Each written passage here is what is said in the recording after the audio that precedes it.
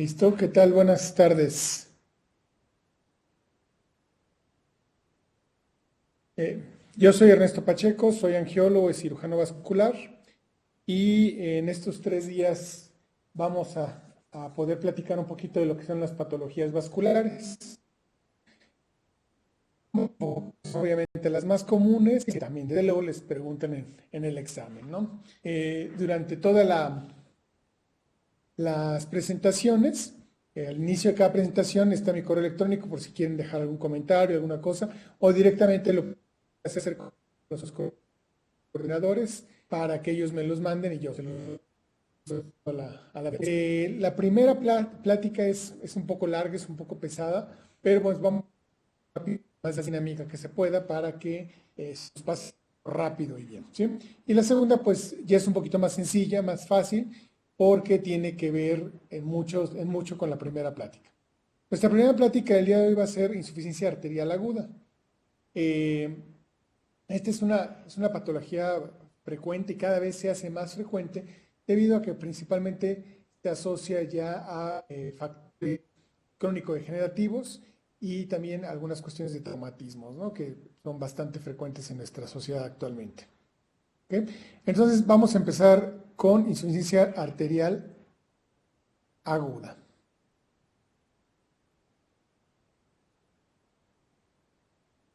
La bibliografía que podemos consultar es el Vascular Surgery de Rutherford, novena edición. Realmente este libro ni lo busquen, vamos, ni lo anoten si quieres. Es un libro, son como 4.000 páginas, una cosa así, y difícilmente lo van a poder leer. Y aparte, a menos que vayan a ser angiólogos, cirujanos vasculares, pues sería un gasto inútil, ¿no? Entonces, mejor nada más pongan atención bien a la presentación y les garantizo que toda esta bibliografía sigue sobrando. El Hallett es un libro principalmente de esquemas y algunos foros y todo esto para complementar. Y eso si pueden, léanlo, las guías de práctica clínica del CENETEC ya están muy viejas, pero bueno, también todavía se basan en algunas cosas para hacer el examen de ahí, ¿sí? Vamos a hablar un poquito de las generalidades del sistema arterial. Esto es para entrar y tener toda la misma idea y los mismos recursos teóricos para entender bien qué es lo que pasa después en las patologías arteriales. Tenemos a grandes rasgos dos circulaciones, lo que le llamamos la circulación pulmonar o circulación menor, la cual va a empezar a través de la arteria pulmonar. La arteria pulmonar sale a través del ventrículo derecho, aquí está, y cuando sale del corazón, la arteria pulmonar se va a dividir rápidamente en arteria pulmonar derecha, arteria pulmonar izquierda, y se va a ir segmentando y dividiendo para ir alcanzando cada uno de los lóbulos y los segmentos pulmonares. Ahí va a llegar hasta formar arteriolas capilares, va a hacer el intercambio gaseoso y empieza a regresar la sangre a través de las arteriolas, de las vénulas, perdón, y después va a regresar a través de las venas pulmonares, ¿sí? La arteria pulmonar es la única arteria que lleva sangre no oxigenada en el organismo. Y a su vez, las venas pulmonares son las únicas venas que llevan sangre oxigenada dentro del organismo. ¿Ok? Entonces, esta sangre va a regresar, va a entrar a la aurícula izquierda, pasa al ventrículo izquierdo y después del ventrículo izquierdo va a salir a través de la aorta. Y aquí terminaría básicamente lo que es la circulación menor, circulación cardiopulmonar, ¿sí? Vamos a aprovechar este esquema también para platicar un poquito de esto, ¿no? Aquí lo que estamos viendo es la vena cava superior, la vena se va a formar por el tronco izquierdo y el tronco brachiocefálico derecho. Entonces juntan y forman la vena cava superior. Las venas jugulares, las arterias de la aorta. Entonces, esto es lo que les contaba, se llama circulación cardiopulmonar o circulación pulmonar o menor. ¿Ok? Bueno, la circulación mayor o circulación aórtica va a estar generalmente desde la válvula aórtica, ¿sí? Que está en el ventrículo izquierdo y va a tener varios segmentos. El primer segmento es la aorta ascendente.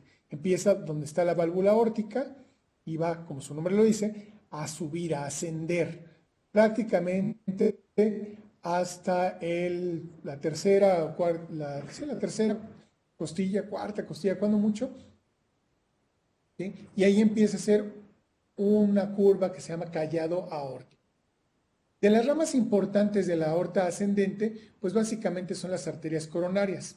Las arterias coronarias son las que van a irrigar corazón izquierdo, corazón derecho, la coronaria izquierda y la coronaria derecha.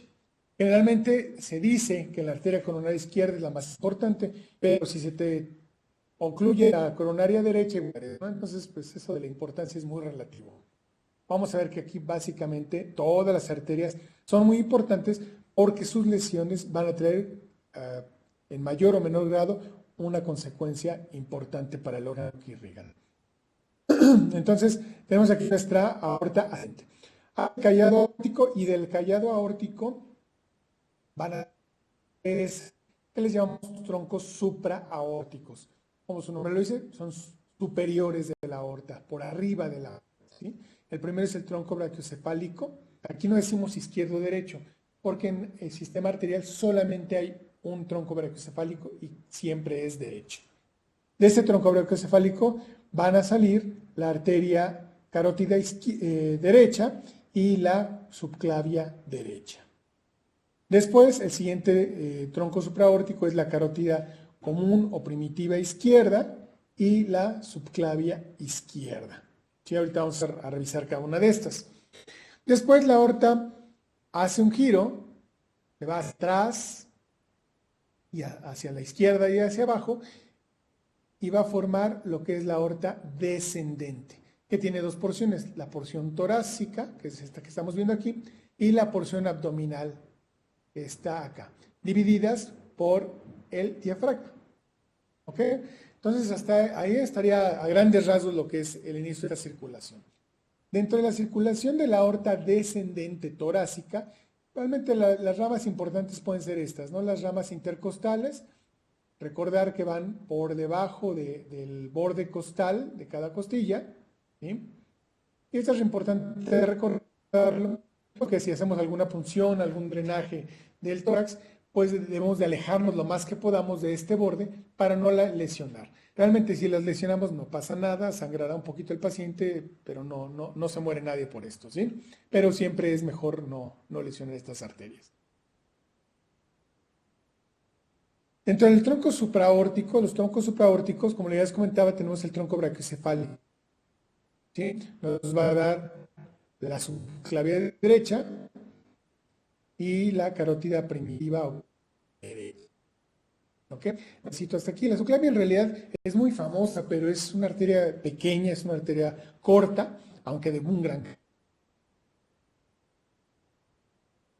y del hombro. ¿Ok?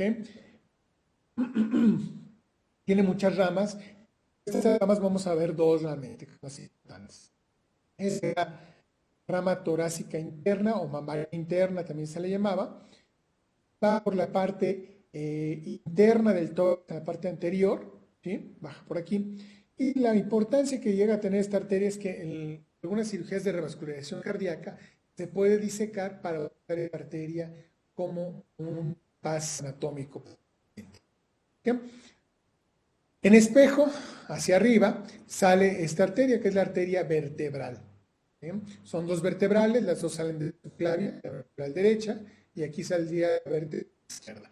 Como su nombre lo dice, se van a meter en los cuerpos vertebrales y van a ascender a través de estos cuerpos vertebrales hasta que a nivel del cráneo se van a juntar y van a formar la arteria basilar. Y esto da como consecuencia la irrigación de todo el cerebelo, el puente, el bulbo, o sea, la parte más rudimentaria, más vieja del sistema nervioso central, ¿sí?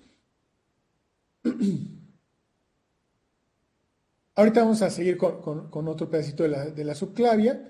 Cuando la subclavia pasa por el borde de la primera costilla, cambia su nombre y se llama arteria axilar. ¿Sí? ¿Hasta ahí vamos bien? ¿Hay alguna duda, algún comentario? No, doctor, por el momento no. Perfecto.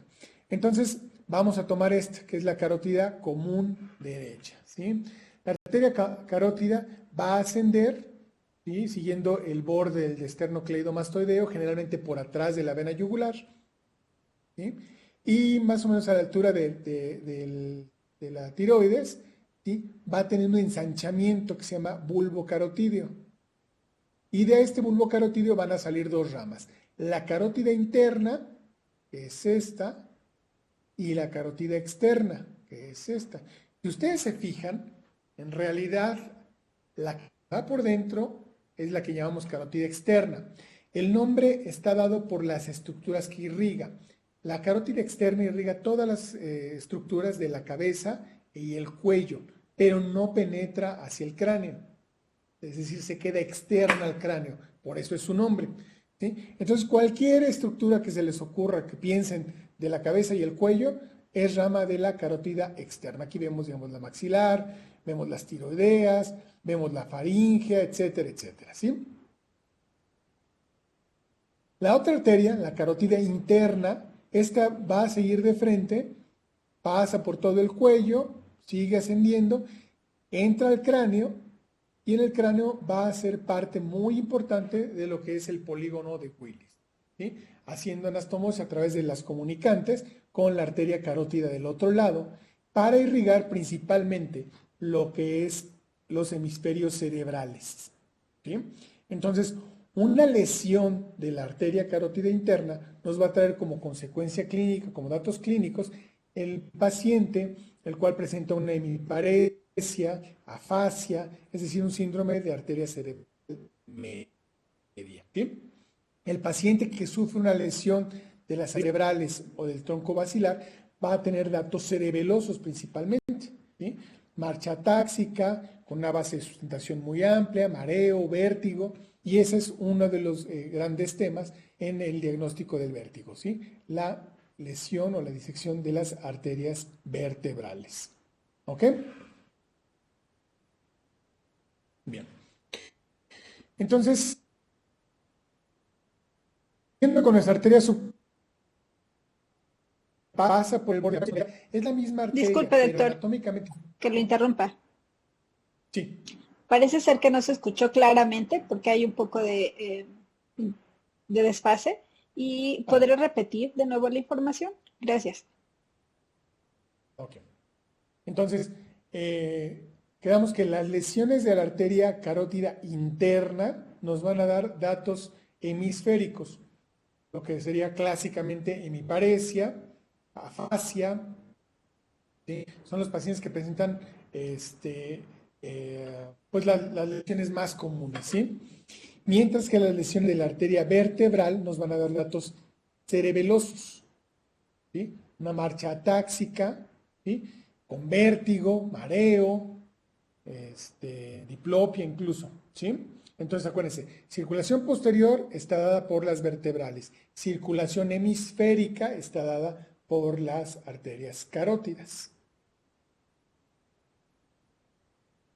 Bueno, volviendo a nuestra arteria subclavia, les comentaba que pasando por el borde de la primera costilla, cambia su nombre y se llama arteria axilar. Esta arteria es la misma, pero anatómicamente y sobre todo quirúrgicamente es muy importante diferenciarla, ¿sí? La arteria axilar va a conservar su nombre hasta que pasa por el borde del músculo pectoral y aquí cambia su nombre a arteria humeral o braquial, ¿sí? Que va por toda la cara medial del brazo, ¿sí? Siguiendo más o menos el bíceps, llega a la articulación del codo y después de esta articulación se divide en dos arterias. La arteria radial que va hacia el dedo gordo, acuérdense que el radio tiene su antena que es el dedo gordo, y la arteria cubital que va hacia el dedo chiquito, ¿sí? Hacia el dedo meñique. Estas arterias van una a cada lado del antebrazo, van a entrar hacia la mano y aquí van a formar los arcos palmares. Tenemos un arco palmar profundo y un arco palmar superficial. El arco palmar superficial va a estar dado por la arteria radial. ¿Sí? Estamos con esta ramita, que es la arteria cúbito-palmar. ¿Sí? Este arco. Y el arco más importante es el arco palmar superficial, que está dado por la arteria cubital, que es esta, vean, grandotota, cómo penetra realmente hasta la mano, va aquí dando las arterias interdigitales, y se anastomosa con esta ramita que viene aquí de la radial, que se llama arteria radiopalmar. Y entonces, el arco importante es el cubital, y el arco que puede ser un poco menos importante es el arco de la radial, el arco palmar profundo. ¿Sí? Entonces, acuérdense, cuando vayan a tomar una gasometría o lo que sea, tienen que palpar los dos pulsos, radial y cubital. Generalmente el radial es muy fácil de palpar, es un poquito más superficial, y el cubital sí nos cuesta un poco más de trabajo. Yo siempre les digo que lo que pasa es que la naturaleza es sabia y nos protege de nosotros mismos, ¿no? Entonces, como para tomar las gasometrías es más fácil de la arteria radial, es la menos importante, ¿sí? Entonces, siempre que vayan a tomar una línea arterial o una gasometría de estas arterias, chequen los pulsos de las dos y hagan la maniobra de Allen, que consiste en apretar las dos arterias al mismo tiempo, abrir y cerrar la mano, dejamos apretado y cuando vemos la mano debe palidecer, tomamos una de las ramas y generalmente la mano recupera su color, ¿sí? Entonces esto quiere decir que el arco palmar está completo y está compensando por una u otra arteria, pero hay pacientes que los arcos palmares no están completos y entonces si lesionamos una de estas arterias podemos meter en isquemia la mano. ¿Okay? Entonces siempre acuérdense de hacer su maniobra de Allen, todos los que vayan a ser anestesiólogos, intensivistas, internistas, etcétera, etcétera, etcétera. De aquí nos vamos a ir ya a nuestra arteria, a nuestra aorta. No se dice normalmente arteria o aorta, por aorta quiere decir arteria, entonces sería un pleonasmo, ¿no? Entonces nuestra aorta a nivel torácico ya comentábamos que da nuestras intercostales y después viene nuestra aorta abdominal, la cual inicia cuando la aorta cruza el diafragma, muchísimas ramas, ¿sí? Simplemente aquí vamos a mencionar las arterias viscerales, las más importantes. La primera rama visceral de la aorta abdominal es el tronco celíaco. Esta es una arteria que sale hacia enfrente del paciente de dirección anterior y sale más o menos a la altura de T12 o entre T12 y L1, de acuerdo a los cuerpos vertebrales. Y este tronco celíaco nos va a dar la arteria hepática, la arteria esplénica, que son las dos más importantes, y una arteria pequeñita que es la gástrica izquierda. ¿Ok? Vamos un poquito más para abajo y a la altura de L1 sale otra arteria también de dirección anterior y generalmente hacia que es la arteria mesentérica superior.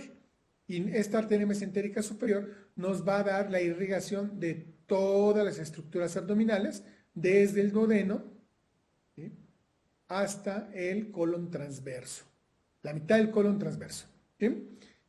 Entonces, de esta arteria es donde van a vivir prácticamente todos los cirujanos. Esta es la arteria cística, la arteria apendicular, las ileales, las yuyunales, etcétera, etcétera, etcétera. ¿Sí? Vamos un poquito más abajo y entre L1 y L2 salen dos arterias pares laterales para los riñones y obviamente pues son las arterias renales, renal izquierda y renal derecha. Estas arterias renales tienen una peculiaridad, ¿sí? Son de las pocas arterias en el organismo que no tienen circulación colateral, no forman circulación colateral, son únicas. Así es que si se ocluye una de esas arterias, el daño al riñón es impresionante y muchas veces irreversible. Entonces, no es una estructura del riñón que pueda compensar por circulación colateral. ¿Ok?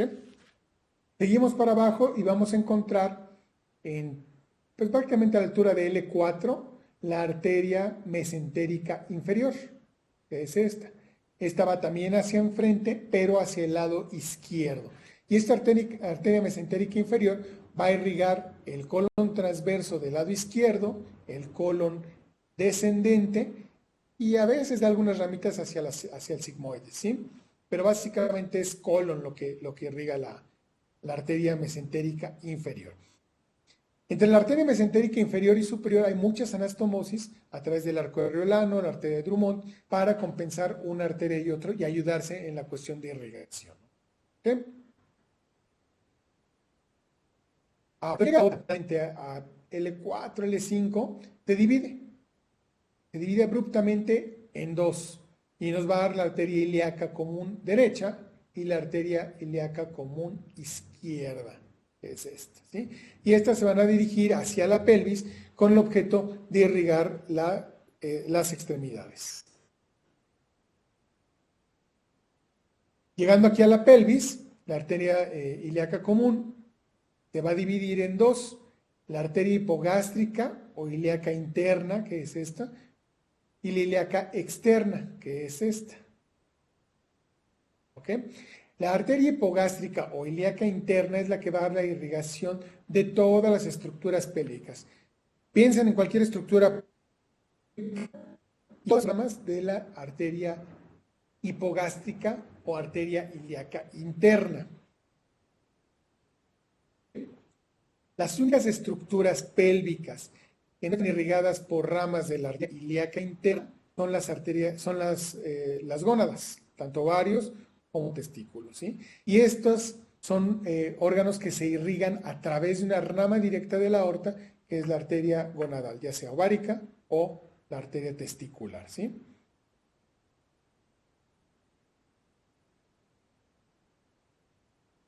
Arteria ilíaca externa. Disculpe, doctor, que lo interrumpa. ¿Qué? Se escuchó hasta... no se escuchó completa las oraciones que usted dijo. ¿Podría repetir la información, por favor? ¿Desde dónde? Testicular, recuerdo haber escuchado. Ok. Los únicos dos órganos pélvicos que no se irrigan por ramas de la arteria ilíaca interna o hipogástrica son las gónadas, testículos u ovarios. Estos dos se van a irrigar por una rama directa que viene de la aorta, que es la arteria gonadal, arteria ovárica o arteria testicular, según sea el caso, ¿sí? Y esto cumple un principio también de naturaleza muy importante, ¿no? Para seguir manteniendo la especie, pues es importantísimo que eso esté bien irrigado. Entonces, la irrigación viene directamente de la aorta para que no haya problemas con la perpetuidad de la especie. ¿Sí? Acuérdense nada más de eso.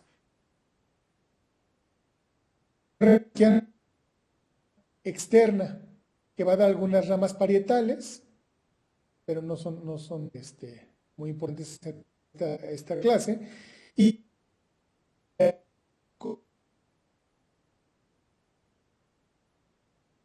por aquí, el nombre es arteria femoral común. Insisto, es como en los brazos. Es la misma arteria, pero según el segmento va cambiando de nombre, porque sobre todo desde el punto de vista quirúrgico es totalmente distinta una ilíaca a una femoral, desde el diámetro y varias cosas, ¿sí? Entonces acuérdense, pasa el ligamento y se llama arteria femoral común, que sería esta,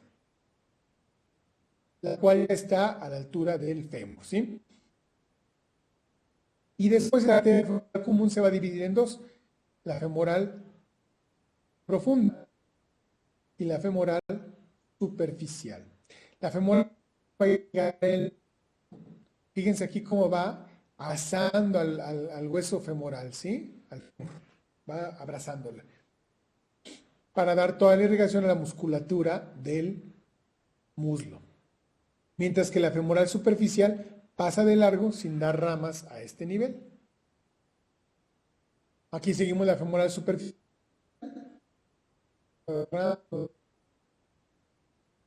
Penetra hacia el canal de los abductores y cambia su nombre y se llama arteria poplitea. Aquí se hace más posterior, pasa por atrás de la rodilla, que es toda la poplitea, y luego va a emerger por la cara medial de la pierna, y se va a dividir en dos, la arteria tibial anterior y el tronco tibio peroneo. La arteria tibial anterior va a bajar por la obviamente de la pierna, va a llegar hacia el pie y se va a convertir en la arteria pedia, ¿sí? Que la vamos a encontrar generalmente para palpar el pulso entre el primero y el segundo dedo de los huesos tarsales, ¿sí? Sería en esta zona. Entonces, el peroneo nos va a dar dos ramas. La arteria pedia, que es esta chiquita, esta realmente va a irrigar el calcáneo, no tiene otra función. Y la arteria tibial posterior, que esta sí es muy importante porque va a llegar por la cara medial del maleolo, en la cara posterior, y va a dar dos ramas, la plantar medial y la plantar lateral, ¿sí? La mayor parte de la irrigación del pie está dada por ramas de la arteria tibial posterior, a través de las plantares, ¿ok? Bueno, entonces hasta ahí acabaríamos el repaso breve de anatomía, ¿sí? Para que nos acordemos bien y no nos hagamos bolas con lo que estamos hablando, ¿ok? Ahora, vamos a ver en dos diapositivas nada más lo que sería una parte de fisiología del flujo y la presión arterial. El flujo arterial siempre nos comentan que es un flujo laminar. ¿Qué quiere decir esto? Pues simplemente que van corriendo en láminas o en filas todos los eritrocitos, todos los elementos formales de la sangre en una forma ordenada, ¿sí? Sería más o menos esta, ¿no? De manera que el eritrocito que va en la parte central de la arteria va un poco más rápido que el eritrocito que va en la parte lateral, en la parte de la pared del vaso. ¿Por qué? Porque va teniendo fricción con este vaso, ¿sí? Pero esta presión se debe mantener constante desde que sale de la aorta, ¿sí? Hasta la arteria interdigital del pie izquierdo, ¿sí? La presión debe ser siempre igual. Es decir, si tengo 120 de presión en mi brazo izquierdo, debo tener 120 de presión en mi brazo derecho, debo tener 120 de presión en mi arteria pedia, ¿sí? Un sistema de vasos comunicantes. ¿Qué es lo que representa el esquema?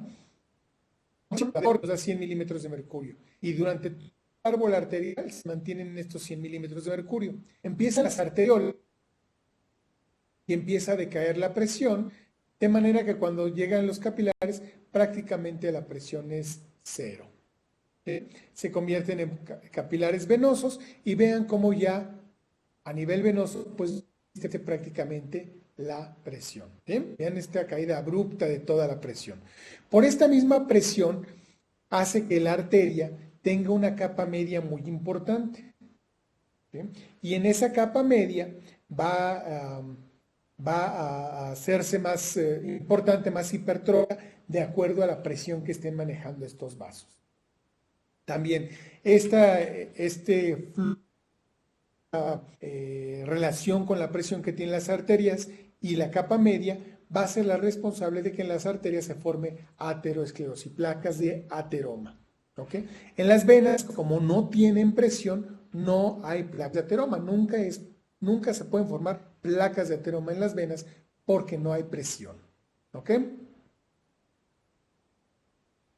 Es lo que les comentaba en cuestión de la velocidad. La velocidad del eritrocito central es mucho más rápida que la velocidad del eritrocito que va en la pared o rozando a la pared del vaso. ¿Sí?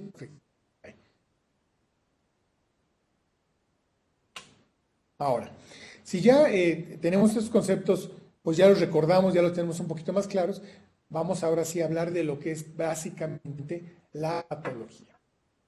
Comentaba al principio que vamos a ver insuficiencia arterial aguda e insuficiencia arterial crónica. En la parte de la insuficiencia arterial aguda, la insuficiencia arterial aguda es una urgencia, es una catástrofe. ¿Sí? Se oye muy dramático, muy de telenovela, pero es una realidad muy clara. Cualquier arteria que se ocluya, que deje que no se pueda perfundir el órgano al cual está destinado, va a provocar que este órgano entre en una hipoperfusión, en hipoxia, anoxia y después una muerte celular. Y esto aplica para un dedo, para el riñón, para el cerebro, para el hígado o para el órgano que esté perfundido, ¿sí? Entonces, por eso es que decimos que es una catástrofe. Y por si fuera poco, esta catástrofe se va a dar tanto por la oclusión aguda de este vaso, como si llegamos a revascularizar, vamos a tener una serie de eventos que pueden ser también catastróficos para el paciente. ¿Ok? Entonces es bien importante que se les quede grabado que la insuficiencia arterial aguda es una urgencia urgente. ¿Sí? Aquí sí el pleonasmo se vale, es una urgencia urgente. ¿Ok? ¿Cuáles son las causas de la insuficiencia arterial aguda? Primero, el embolismo, es la más frecuente. Estos porcentajes van variando también de acuerdo a las poblaciones en las cuales se estudia, pero en consenso general tenemos estos, ¿sí? Embolismo es el 80% y las causas de embolización generalmente son de origen cardíaco. ¿Sí? La trombosis en el 10% de los pacientes, acuérdense que está ligada a la arteria de Virchow, o Virchow, en la cual nos hablaba de una lesión endotelial, una hipercoagulabilidad y una estasis sanguínea. Y el traumatismo, que puede ser de origen diatrógeno o un traumatismo accidental o con dolo, ¿sí? Y también estos porcentajes pueden variar, ¿no? A lo mejor en Suiza es del 15% el diatrógeno, mientras que el traumático es del 1%. También, no sé, en algún estado de la República el traumatismo por herida de bala es del 90%, ¿sí? Entonces, tiene que varía un poco esto de acuerdo al país y al estado donde se hace la estadística. Básicamente, lo más importante es que recuerden esto, los más frecuentes por embolismo y por trombosis. ¿De dónde los embolismos? Principalmente del corazón. Y están asociados a dos patologías, el infarto agudo al miocardio y la valvulopatía reumática. Si ustedes consultan algunos libros, sobre todo europeos o norteamericanos, pues van a ver que la valvulopatía reumática creo que ya ni la mencionan. Sin embargo, en nuestros países que tenemos población híbrida entre población con muchos recursos y población con pocos recursos, pues todavía vemos bastantes casos de lesión reumática a nivel valvular. ¿Ok? Tanto el infarto agudo al miocardio como la valvulopatía reumática se asocian frecuentemente a la fibrilación auricular. Y esta fibrilación auricular es la que va a ser la responsable de hacer estos embolismos. ¿Qué es lo que pasa con estos pacientes? Vamos a poner el caso de un paciente que se infarta. Este paciente se le infarta en la arteria diagonal anterior, la que ustedes quieran, ¿sí? Y esa arteria, al momento que se ocluye, va a provocar que haya hipoxia del músculo cardíaco. Entonces, este segmento de músculo va a dejar de moverse de una manera adecuada o incluso va a quedar muerto y sin movimiento alguno. Este segmento de músculo infartado va a disminuir la contractilidad del corazón. Entonces el corazón no va a poder expulsar adecuadamente esta sangre. Y en esas áreas de bradicinesia o de acinesia, la sangre se mantiene más tiempo del adecuado, del normal. Empieza a haber un inicio, ¿sí? Se echa a andar los sistemas de coagulación, ¿sí? Que entonces le llamamos cascada de coagulación, se echa a andar todo esto y va a formar un trombo. Hasta ahí no hay problema, el trombo está en el corazón, ¿sí? Pero de repente el paciente empieza a tener una fibrilación auricular. Acuérdense que la fibrilación auricular es la arritmia más frecuente de tipo cardíaco. Entonces empieza a haber una fibrilación auricular, el paciente empieza a tener frecuencias de 140, 160 y de repente ese trombo que está ahí sale disparado. ¿Y a dónde va a ir? Bueno, pues se va por la aorta y va a afectar diferentes arterias. ¿Ok? Y la valvulopatía reumática es muy similar. Si hay estenosis o hay insuficiencia, la sangre no se puede eliminar, no se puede eyectar adecuadamente al corazón, se echa a andar la cascada de coagulación, se forma el trombo y con una fibrilación auricular el paciente un día emboliza. Otra causa de embolismo es el ateroembolismo. Son, como su nombre dice, son pequeños émbolos de grasa, ¿sí? De placa de ateroma. Esta placa de ateroma generalmente está formada en grandes arterias, puede ser la aorta, pueden ser las ilíacas, pueden ser las femorales, incluso las arterias popliteas. Se fragmenta esta placa, se sangra, se rompe y esos pedacitos de placa de ateroma van a ir a anidarse generalmente hacia las arterias de los dedos y nos va a dar como consecuencia el síndrome del dedo azul. ¿Sí? El síndrome del dedo azul son pacientes que tienen pulsos incluso, pero un día llegan a la sala de urgencias con un dedo morado, frío, con muchísimo dolor, ¿sí? Y es producto de un ateroembolismo. ¿Okay? Esta fotografía en la cual vemos un paciente con múltiples ateroembolismos a nivel de los dedos. Pintado aquí es donde se palpa el pulso. Estos pacientes tienen las arterias interdigitales. En este Disculpe, caso, doctor. Disculpe que lo interrumpa. Se está escuchando entrecortada la voz y estaba usted iniciando a explicar precisamente la importancia de los pulsos en el dedo. ¿Podría repetirlo, por favor? Gracias. Les comentaba que en esta foto vemos un síndrome del dedo azul, que en este caso son 5 dedos azules, y el tache que está aquí pintado es el pulso del paciente. ¿Sí? La condición obligada para que haya un síndrome del dedo azul es que el paciente tenga pulso, y no hay forma de que estos pequeños embolismos lleguen hasta las arterias. ¿Okay? Entonces, en este paciente es un paciente que se operó de aorta, se le hizo un injerto, pero al momento que se pinzó la ilíaca o la misma aorta, se fracturó la placa de ateroma y la cual viajó hasta los dedos. También a estos dedos le podemos llamar trash foot, un pie de basura, ¿sí? Se ve muy feo eso, entonces mejor nos quedamos como sin el dedo azul. Estos dedos, afortunadamente, la mayor caso se van a recuperar solo. ¿Por qué? Por la circulación colateral. ¿Sí? Lateral nos va a compensar este flujo. Entonces, al cabo de unos 2 o 3 dedos empiezan a mejorar. Aquí lo único que hicimos es ponerle algodón entre un dedo y el otro para evitar que se lesionen los dedos por contigüidad y aparte para que se mantenga un poquito más calientito el pie. Ahora, esto es bien importante este momento. Cuando tenemos un paciente con un pie frío, arterial por pie del diabetes, nunca le vayan a poner focos ni bolsas de agua caliente, porque generalmente estos pacientes tienen cierta lesión neurológica y les evita que sientan adecuadamente. Entonces se queman y entonces ya la lesión no es por el trash foot, es por la quemada que nosotros le hicimos, ¿no? Entonces, olvídense de focos, de colchones calientes, etcétera, etcétera. Eso está prohibidísimo en el paciente isquémico y en el paciente diabético. ¿Ok? Ahora, decíamos de los embolismos, ¿no? Se pone el corazón y van a través de la aorta hacia diferentes arterias. ¿A dónde es lo más común? Generalmente el sector femoral, el sector aortoilíaco y el sector popliteo. Si nosotros hacemos la sumatoria de estas, ¿sí? Vamos a tener que cerca del 75% de los pacientes tienen afección de las inferiores. ¿Sí?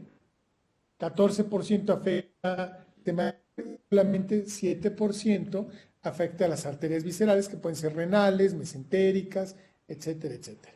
¿Sí?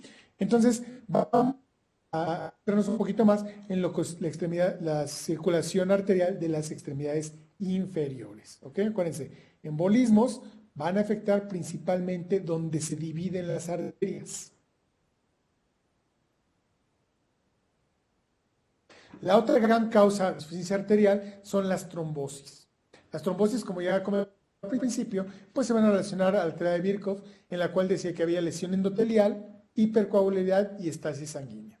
Entre los casos de lesión endotelial más frecuentes que tenemos es la aterosclerosis. La aterosclerosis es la enfermedad por excelencia de la arteria.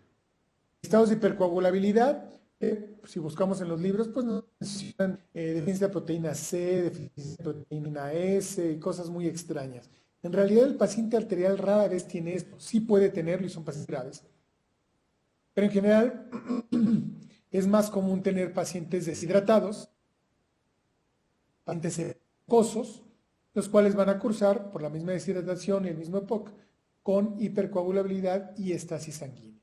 A propósito de los tiempos pandémicos en los cuales vivimos, pues actualmente hemos tenido muchísimos casos de pacientes con trombosis arterial aguda, que eso no lo veíamos, ¿sí? Pacientes jóvenes de 30, 40 años con trombosis arterial aguda por lesión por COVID, ¿sí? Y aquí hay dos partes. El virus como tal lesiona el endotelio y aparte provoca un estado de hipercoagulabilidad severo. Por eso es que vemos estos pacientes, ¿sí? Entonces, cuando ven un paciente de COVID, no olviden revisarle también los pulsos de las piernas y los brazos. Comentaba que para que se forme un trombo debe haber una lesión endotelial, que es la formación de placa de ateroma. Aquí vemos una arteria sana, normal, con una estría de grasa. Acuérdense que las estrías de grasa se forman desde que somos concebidos, ¿sí? Desde que somos fetos ya tenemos nuestras ramitas de grasa. Con el paso del tiempo, los años y los factores de riesgo, la mala vida o la buena vida, como lo quieran ver, pues vamos aumentando nuestra formación de placa de ateroma hasta que un día nos deshidratamos, se vuelve más lenta la sangre, más viscosa y se forma un gran trombo, ¿sí? En esta placa, en esta foto, vemos un corte transversal de una arteria en la cual tenemos una placa de ateroma, la cual hace una estenosis del 50% aproximadamente. Cuando hablamos de árbol arterial, bueno, de árbol circulatorio en general, hablamos de dos cosas. Una, oclusión, que es cuando la arteria está tapada al 100%, y estenosis. La estenosis va del 1% del diámetro hasta el 99%. Aquí no es como en cirugía general que tenemos suboclusiones y oclusiones parciales, no. O es oclusión de 100% o es una estenosis, ¿sí? En este caso es una estenosis del 50% aproximadamente. ¿Dónde es común que se formen los trombos? Bueno, es muy parecido a cómo se forman los émbolos, pero aquí vamos a tener principalmente estrechamientos naturales. ¿Cuáles son estos estrechamientos naturales? Si se acuerdan cuando vimos el repaso de anatomía de la aorta, cuando la aorta llega al ombligo, a la altura del ombligo en L4, L5, se divide abruptamente en dos. De tener un diámetro de 18 milímetros, en un momento se divide en dos arterias de 9 milímetros. Y esto va a crear mucha turbulencia. La turbulencia se va a asociar generalmente a lesión endotelial y esta lesión endotelial es la precursora de toda nuestra formación de placa de ateroma, ¿sí? Otro sitio de gran turbulencia, ¿sí? Así es a nivel de la arteria ilíaca externa, después las femorales, y un sitio de turbulencia impresionante es la poplite a nivel del canal de Hunter y después a nivel de los vasos tibiales, ¿sí? La sangre llega aquí toda turbulenta, pasa el canal de Hunter, se vuelve más turbulenta y todavía no se acaba de recuperar y llegan los vasos tibiales y se vuelve mayor turbulencia. Y esta turbulencia nos va a provocar que se forme mayor placa de ateroma. Entonces, anatómicamente podemos ver las diferencias, ¿no? En un paciente que emboliza, ¿sí? La principal diferencia es los embolismos afectan frecuentemente al brazo, 14, 17%, mientras que la trombosis afecta solamente al 3%. En el árbol aortoilíaco vamos a ver que las trombosis son más frecuentes, ¿sí? A nivel aortoilíaco, a nivel femoral son muy parecidas, y a nivel popliteo las trombosis son más frecuentes, ¿sí? Por este efecto de turbulencia que tenemos, ¿ok? Entonces, esto es importante asociarlo. Ahora, ¿qué características tendrá el paciente que se trombosa? Pues generalmente son pacientes muy viejos, son pacientes que tienen 70 años o más, ¿sí? Mientras que el paciente embólico puede ser un paciente relativamente joven, ¿sí? a excepción de algunos casos por traumatismo o por lo que les comentaba ahorita, las lesiones de COVID y esto, ¿sí? Que ya no es lo frecuente. Esta es otra gran causa, la lesión arterial iatrogénica. Acuérdense que iatrogenia es simplemente una lesión que se provoca por el actuar médico. Ahora, partimos de que los médicos no hacemos daño, por lo menos no es nuestra intención hacerle daño a nadie, ¿no? Entonces, siempre son lesiones sin dolo, sin querer hacer daño, ¿ok? Entonces, ¿qué pasa cuando tenemos una lesión arterial por iatrogenia? Pues primero tenemos que guardar la calma, ver qué fue lo que hicimos y hablarle a quien nos pueda ayudar, ¿bien? Si nosotros hacemos esto, ¿sí? Vamos a seguir con la iatrogenia, pero no vamos a pasar a un problema de una negligencia, ¿sí? En el caso concreto de este bebé, es un bebé que llegó prácticamente con un choque por deshidratación a la sala de urgencias pediatría. Para analizar, estaba el niño, al cirujano pediatra, el cirujano obviamente una venodisección a nivel femoral, conecta el catéter y cuando conecta el catéter se da cuenta que el catéter tiene pulso. Obviamente, ¿qué fue lo que pasó? Pues que pusieron el catéter en vez de la vena, ¿sí? Cuando vimos esto decimos, ay, ¿cómo no se fijó la arteria y la vena? Sí, en un paciente chocado, la arteria y la vena se pueden ver casi iguales. Y vean la edad que tiene este niñito, tenía como 2, 3 años. Entonces, es muy fácil equivocarse aquí. ¿Qué fue lo que hizo el cirujano pediatra? Apretó, habló al servicio de cirugía vascular, hicimos la disección, quitamos el catéter y reparamos la arteria. ¿Qué pasó ahí? Nada. El niño tiene su pierna normal, una heridita además, pero no le pasó absolutamente nada. Si el cirujano pediatra se hubiera asustado y hubiera tratado de reparar y todo eso, lo más seguro es que hubiera acabado de lesionar más la arteria. ¿Por qué? Pues porque no tenía el instrumental adecuado. ¿Quién sabe cuál sería su experiencia con reparación arterial? Y entonces lo más probable es que hubiera quedado con una lesión arterial que podía poner en riesgo la extremidad del bebé. Y entonces sí, de ser una iatrogenia, hubiera pasado a ser un negligencia. Y entonces, ustedes quédense en iatrogenias, no en negligencias.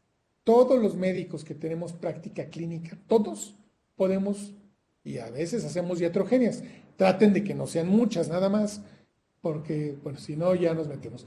Yo siempre les decía en estos cursos que los únicos que no hacían iatrogenias eran los secretarios de salud y todo eso, pero bueno, en esta pandemia me taparon la boca el señor López-Gatell y sus secuaces, porque vaya que hicieron iatrogenias con estas cosas. ¿Sí? Entonces también ellos pueden hacer iatrogenias, pero ellos sí parece que las hacen con bastante dolo.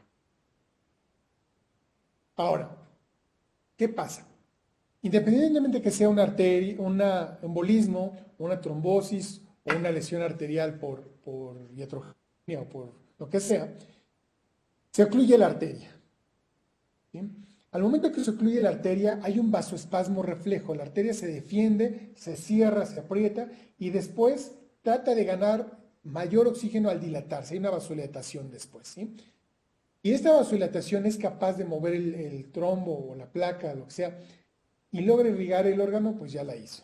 Si no, se empieza a provocar una situación de hipoxia tisular, hipoxia del tejido afectado. ¿Sí? Al momento que entre en hipoxia el tejido,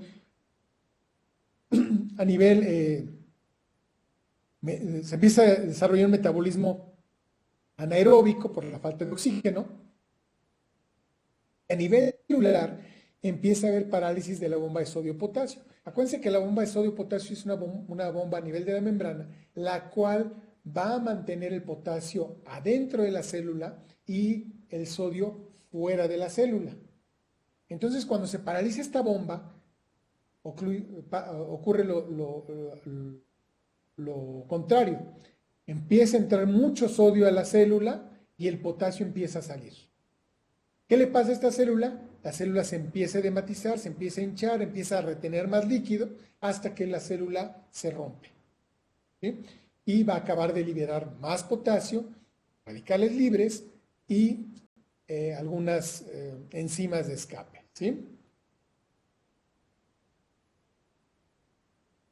Si esta destrucción se da a nivelar, lo conocemos como rhabdomiólisis. Si no, pues será simplemente destrucción celular del órgano que haya estado afectado. Y les comentaba al principio, esto aplica para un dedo o para el cerebro. El mecanismo es exactamente el mismo. ¿Ok?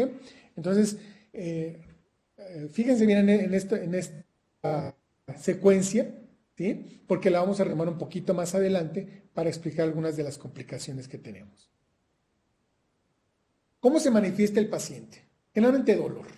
El 98% de los pacientes llegan a urgencias por dolor de alguna especie.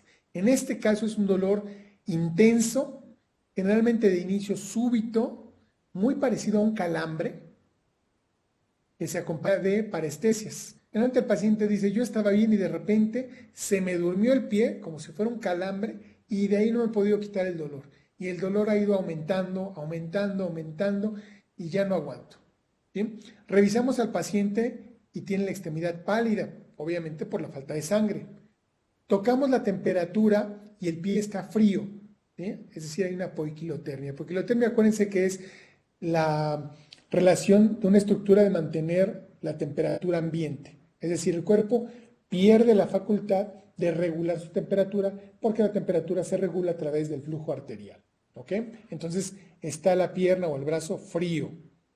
Y tocamos los pulsos y no hay pulsos. Entonces ya tenemos nuestro diagnóstico. ¿Sí? Ahora, fíjense que en el número 3 les puse parálisis con rojo y con muchos signos de admiración. ¿Por qué? Porque la parálisis es el signo que nadie queremos ver. La parálisis es el signo pronóstico del paciente. Si un paciente llega con parálisis, es un paciente que acaba de perder la extremidad. ¿Por qué? Porque la parálisis nos habla de destrucción a nivel neurológico. Hay una hipoxia neurológica severa y va a hacer que la extremidad ya no sea funcional. Entonces, tenemos que diagnosticar al paciente cuando estén todas estas antes de llegar a la parálisis. Y la extremidad ya está paralizada, pues ya no hay ningún futuro para esto. ¿Ok? Y el dato diagnóstico son los pulsos. No puede existir una insuficiencia arterial aguda si el paciente tiene pulsos.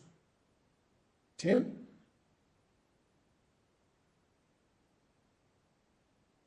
¿Cómo hacemos el diagnóstico? Principalmente preguntando. Aquí es bien importante, aún con todos los adelantos tecnológicos que tenemos y todo eso, nada sustituye una buena historia clínica. La historia clínica, sobre todo para un paciente que lleva urgencias en estas características, pues no tiene nada que ver con si utilizó chupón o utilizó leche materna, ¿no? Eso no nos interesa. Nos interesa buscar factores de riesgo para aterosclerosis, si el paciente tiene un antecedente de un infarto, si el paciente es fumador, si el paciente es hipocoso, si el paciente es diabético, insuficiente renal, etcétera, etcétera, etcétera. Factores de riesgo para aterosclerosis o factores de riesgo para un embolismo. ¿Ok? Y es muy importante pensar en este diagnóstico. Si nosotros no tenemos en cuenta este diagnóstico de que el paciente llega con una pierna con mucho dolor, porque puede ser un problema arterial, pues lo vamos a confundir con una lumbalgia o con un calambre o no sé, con alguna otra cosa. Entonces es muy importante que ustedes, que ya están enterándose de esta patología, pues siempre la tengan en mente. ¿Bien? Acuérdense que los ojos no ven lo que la mente no conoce. Pueden tener el paciente que les está gritando el diagnóstico, pero si no se acuerdan de esta clase, pues no van a poder hacer el diagnóstico. Entonces, como ya sabemos mucho, vamos a poner dos escenarios, ¿sí? Estamos en un centro de salud de esos muy grandes que hay cuando hacemos el servicio social, que tienen 2 camas, ¿sí? Es de los grandes, y es un fin de semana. Y nos llega de urgencias, lo ponemos en la cama 1, un paciente masculino, 60 años, hipertenso, con un antecedente de un infarto agudo del miocardio hace 4 años. El paciente inició con dolor súbito en el miembro pélvico derecho. Hace 2 horas. El paciente iba caminando y de repente tuvo un dolor intenso en la pantorrilla, después subió hacia el muslo. El paciente no puede caminar, está prácticamente gritando de dolor. Tiene parestesias y cuando lo revisamos encontramos hipotermia del pie. Revisamos, tiene una presión de 150/90, 136 de frecuencia cardíaca y temperatura de 36 grados. Revisamos específicamente nuestra parte vascular y encontramos que no hay pulsos en el miembro pélvico derecho desde la arteria femoral, no hay en poplitea y no hay en pedia ni tibial posterior. El llenado capilar está retardado, el pie está pálido, frío, ¿sí? Y con mucho dolor. Estamos acabando de hacer nuestra historia clínica cuando llega el paciente de la cama 2 y ya tenemos el hospital lleno, ¿sí? Es un masculino de 79 años, diabético, hipertenso, fumador pesado, se acaba de fumar su último cigarro hace 2 o 3 horas, y él tiene dolor intenso, progresivo, en el miembro pélvico derecho. Él empezó hace 12 horas porque alguien le dijo que era muy bueno que dejara de fumar y empezara a hacer ejercicio. Entonces el señor se compró sus tenis y se fue a caminar. Después de que regresó de caminar, empezó con un dolor sí intenso que fue aumentando. Se puso sus calcetines, se sobó con su Dolarén y no se le quitó. Cuando notó que había mayor adormecimiento y frialdad del pie, acude con nosotros. Lo revisamos, tiene 160 de presión, 82 de frecuencia cardíaca y 36 grados de temperatura. No encontramos pulsos en ninguno de los 2 miembros pélvicos a nivel femoral, ni popliteos, ni distales. En el miembro pélvico derecho está hipotérmico, pálido, con un llenado capilar muy lento y con los dedos adormecidos. Mientras que el miembro pélvico izquierdo, a pesar de no tener pulsos, tiene llenado capilar inmediato y tiene muy buena temperatura, sensibilidad y movimiento normal. ¿Ok? ¿Ya se fijaron bien en los 2 casos? Sí, revísenlos bien, vean todos los datos que les puse. ¿Ok? Este es el paciente de la cama 2 y este es el paciente de la cama 1. ¿Sí? Él tiene 2 horas de evolución y este paciente tiene 12 horas de evolución. ¿Cuáles serían los diagnósticos que ustedes creen para el paciente de la cama 2 y el paciente de la cama 1? A ver, rapidísimo, alguien que nos diga. Doctor, mientras responden, ¿podría leerle una pregunta del doctor Luis Gabriel? Sí, claro. Dice, Claro. buenas noches, doctor. ¿En las parestesias es por un trombo a nivel cerebral o sí se puede presentar parestesias de una parte de extremidad como se daría? Entonces, ¿cómo se darían las parestesias?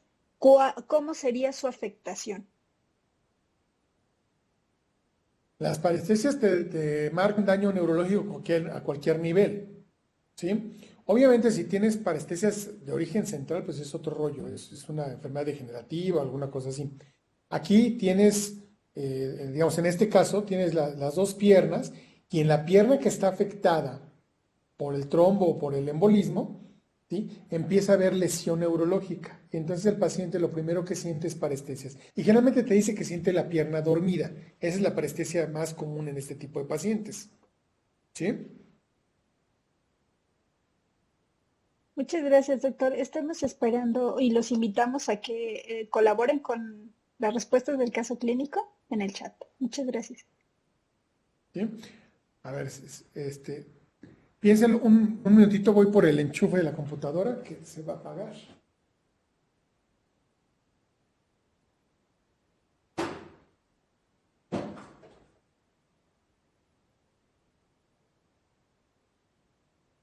Ok, ya tenemos a alguien que nos diga cuál es el diagnóstico del paciente.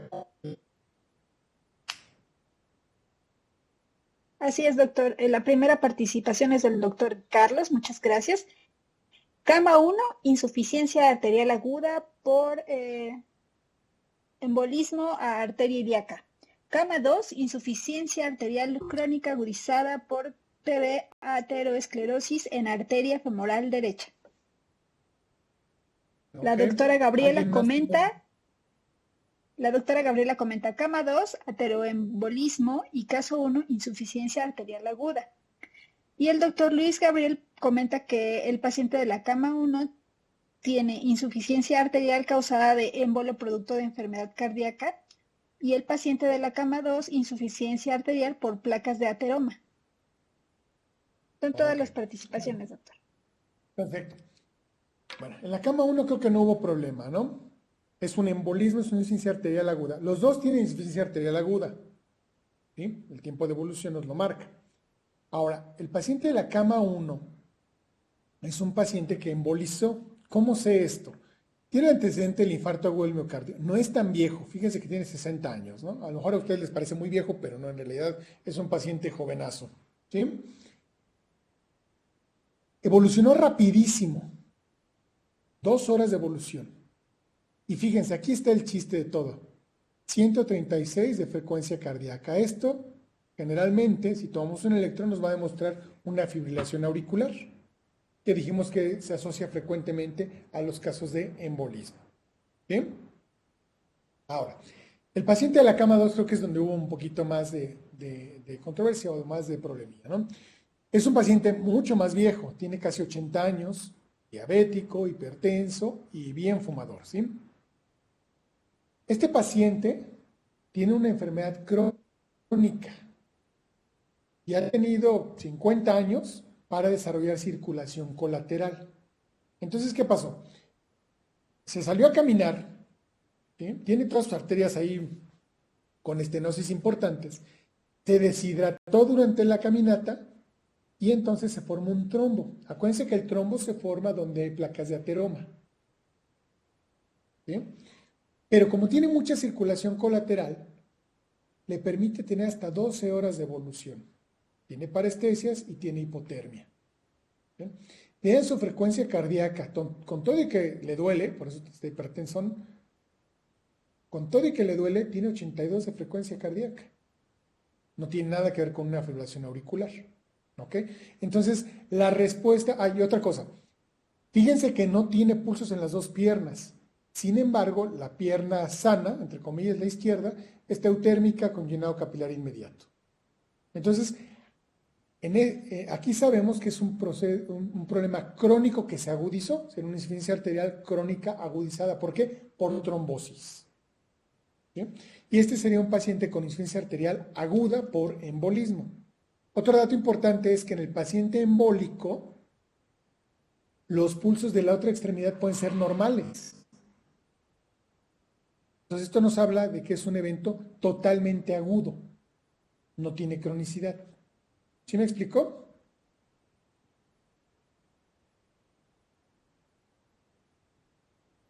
Y vean, otra cosa que valoramos aquí, este paciente tiene el pie incluso hipotrófico, ¿no? Se ve flaquito, se ve con sus uñas ya lastimadas y todo esto. ¿Por qué? Pues porque es una lesión muy crónica que finalmente se tapó hace 12 horas. En cambio, el paciente de la cama 1, vean qué rápido se puso marmóreo, está pálido, pálido, pálido, pero subió un pie gordito, subió un pie fuerte. ¿Por qué? Porque este paciente camina normalmente, no tiene mayor problema y no le ha dado la oportunidad de formar circulación colateral. ¿Ok? Entonces, haciendo un resumen de esto, tenemos el paciente de la cama 1, que es una insuficiencia arterial aguda por émbolos, tenemos que desarrolló isquemia en muy poco tiempo. En estos pacientes muchas veces estamos batallando con el pie y de repente, ¡pum!, emboliza el brazo, o peor, emboliza el cerebro, ¿no? Puede tener embolismos múltiples. Si interrogamos al paciente, el paciente no tiene antecedente de una claudicación previa, es decir, caminaba bien sin tener mayor problema ni mayor dolor al momento de caminar. Los pulsos contralaterales son normales y, como veíamos en la foto, no hay cambios tróficos. Tiene músculos fuertes, músculos normales, con vello en las piernas, etc. Mientras que el paciente de la cama 2 es un desarrollo lentamente, es un desarrollo progresivo de la isquemia. ¿Por qué? Porque tiene mucha circulación colateral. Estos pacientes es muy raro, no imposible, pero es muy raro que se trombosen dos arterias al mismo tiempo. Extremadamente raro. ¿Sí? Si lo interrogamos ya dirigidamente, nos va a decir el paciente que sí, él nada más aguantaba caminar 100 metros y se tenía que detener porque le dolían muchísimo las pantorrillas. Es decir, tenía una claudicación intermitente previa. Los pulsos de la otra pierna están disminuidos o incluso están ausentes, aunque tienen llenado capilar y temperatura adecuada. Y va a tener hipotrofia muscular. Acuérdense que músculo que no se utiliza, y ese es el mejor caso, ¿no? El paciente que no camina porque le duele, o por flojo también, pues los músculos van a estar chiquitos, ¿sí? La piel está quebradiza, no tiene vello generalmente, y las uñas son gordas, generalmente tiene infección o infestación por micosis, ¿sí? Entonces es bien importante tratar de hacer la diferenciación entre un émbolo y una trombosis, y a veces no es tan, pero siempre tratamos de hacer esto. ¿Por qué? Por el pronóstico. El paciente con un embolismo hay que llevarlo a quirófano de inmediato, porque tiene altas probabilidades de perder la extremidad. El paciente con trombosis nos va a aguantar más, nos va a dar chance de poder hacer incluso algún estudio antes de meterlo a operar. ¿Por qué? Porque tiene circulación colateral. Acuérdense de eso, circulación colateral nos puede salvar una extremidad. Tomamos laboratorios. Desde el principio les dije que esta es una urgencia quirúrgica, entonces lo vamos a operar, hay que tomar laboratorios. Ahora, no tomamos laboratorios de rutina, las rutinas son para los gimnastas, para los bailarines, para gente así, ¿no? Nosotros tomamos laboratorios pensando en lo que vamos a encontrar, pensando descartar algo. Podemos encontrar una leucocitosis, sí, pero realmente no nos dice nada, ¿sí? Salvo que el paciente tenga una insuficiencia arterial aguda por una leucemia y que encontremos 50,000 leucocitos, bueno, pues ya tenemos también el diagnóstico, ¿sí?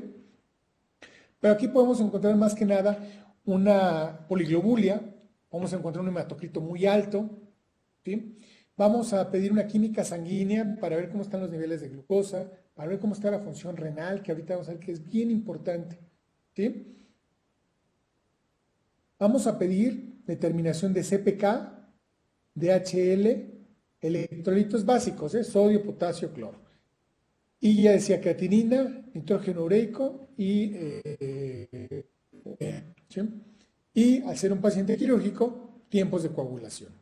Pero si se fijan, realmente los laboratorios no nos hacen el diagnóstico. Muchas veces tenemos el error de pensar que si es un paciente con una trombosis, los tiempos de coagulación se alteran. Eso es más falso que las mañaneras del señor presidente, ¿no? No puede haber eso. Los tiempos son normales en estos pacientes. Así sea un trombo viviente el paciente. ¿Ok? Entonces no esperen ver alteraciones en los tiempos de coagulación. Gabinete, ¿qué vamos a hacer? Un electrocardiograma. En este nos tardamos 2 minutos haciéndolo, ¿sí? Para descartar que haya un infarto en evolución. Vamos a encontrar generalmente nuestros datos de fibrilación auricular, y pondremos dos cuestiones, pero principalmente buscamos esto, si hay una FA o si hay un infarto en evolución. El ecocardiograma es importante, pero esto lo vamos a hacer después de operar al paciente. No se vale detener una cirugía por hacer algún estudio de estos, ¿sí? Entonces el ecocardiograma después de la cirugía nos va a confirmar que sí, el paciente tiene trombos en las cavidades cardíacas, tiene asinesia del ventrículo derecho, tiene un FE del 20%, etcétera, etcétera, ¿sí? Pero eso es positivo. No es urgencia. El Doppler. Tenemos dos tipos de Doppler. Doppler lineal, que es como el que utilizan los ginecólogos, el doctor. Y aquí es igualito, nada más que nuestro transductor es diferente. El Doppler realmente lo único que lo ponemos en el pie y no encontramos flujo arterial. Eso es todo, para todo lo que sirve, ¿eh? No tiene mayor beneficio. Y tenemos el duplex. El duplex sí nos da imagen, nos da el flujo y todo eso, pero tampoco es vital para hacer el diagnóstico. El diagnóstico lo hacemos clínico, tocando los pulsos, es decir, con el de Doppler. Si tenemos nuestros de Dopplers bien adiestrados para tocar pulsos, hacemos el diagnóstico con la historia clínica y tocando o buscando los pulsos. No se vale, como les decía al principio, que por esperar a hacer un Doppler, el paciente pierda la pierna. Tenga Doppler o no tenga Doppler, lo operan, ¿sí? O lo trasladan si es el caso. Y la arteriografía es nuestro estándar de oro, lo mismo. No nos vamos a detener para hacer la arteriografía o una tomografía para ver si el paciente tiene ocluida la femoral, si tenemos un paciente con todos los datos clínicos y no tiene pulso femoral. Ya sabemos que está ahí el trombo, entonces no nos va a dar esto. Sin embargo, sobre todo para cuestiones de examen y todo eso, el estándar de oro diagnóstico sería la arteriografía. ¿Ok? Vean, esta es una arteriografía de la aorta, podemos ver aquí las renales, ¿sí? Vean cómo la aorta se ve lisa, no tiene ningún defecto de llenado, se ve bonita, y de repente en la ilíaca izquierda, una oclusión súbita. no hay circulación colateral. Y la ilíaca del otro lado está sana. Entonces esto pues es un émbolo, ¿ok? Vean esta otra. Aquí la flecha va para acá, perdón. La puse chueca. Vean, esta es una arteria poplitea. Vean toda la circulación colateral que tiene este paciente. Y es tan importante esta circulación colateral que aquí ya tenemos otra vez la arteria poplitea. Entonces este paciente desde luego que claudicaba desde hace muchísimo tiempo y lo que pasó es que ahora que se salió a caminar se trombosó aquí y entonces nos dio la oclusión arterial aguda. ¿Ok? Entonces circulación colateral, trombosis. Sin circulación colateral, embolismo. ¿Ok? Bueno, con medicina nos gusta clasificar todo, ¿sí? Disculpe, tenemos una pregunta del doctor Laurencio. Sí, adelante. Él comenta más bien, ¿podemos concluir que insuficiencia arterial aguda por tiempo de insaturación súbita o no súbita y por historia clínica, podemos darle apellido a la insuficiencia arterial aguda? O sea, si es ateroesclerótica o trombótica. No, generalmente nos referimos a ella como insuficiencia arterial aguda. Ese es el nombre. El apellido sería secundaria embolismo o secundaria trombosis. ¿Sí? Muchas gracias, doctor. Y el segundo apellido sería ¿en dónde? Femoral, ilíaca, poplitea, mesentérica, la que ustedes quieran. ¿Sí? Pero el diagnóstico, o sea, el diagnóstico adecuado sería insuficiencia arterial crónica o aguda. ¿Secundaria qué? ¿Y en qué segmento? ¿Sí? Eso es lo como tenemos que reportar nuestro diagnóstico. ¿Ok? Bueno, entonces les digo que, pues, como todos nos gusta clasificar a los médicos, pues en angio no es la excepción, y tenemos varias clasificaciones. La que usamos es la clasificación de Rutherford o la clasificación de la Sociedad de Cirugía Vascular. ¿Sí? La clasificación de Rutherford, decimos, es un Rutherford 1, en la sala de urgencias, no tiene pulsos, que tiene dolor importante, pero la señal de Doppler, aunque no es totalmente normal, pero es mayor a 30 milímetros de mercurio, ¿sí? Y lo más importante, tiene una lesión, no tiene lesión neurológica, es decir, mueve los dedos bien, los siente bien, tiene buena sensibilidad.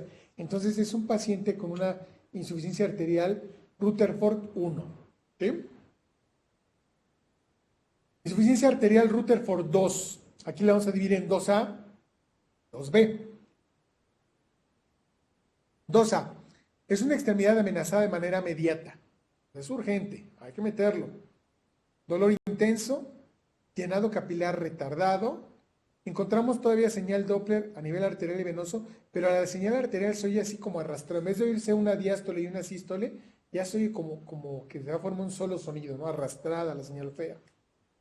El paciente ya refiere parestesias importantes, y conserva la movilidad de la extremidad. Este paciente hay que meter la cirugía rápido porque el tiempo es oro. Rutherford 2B.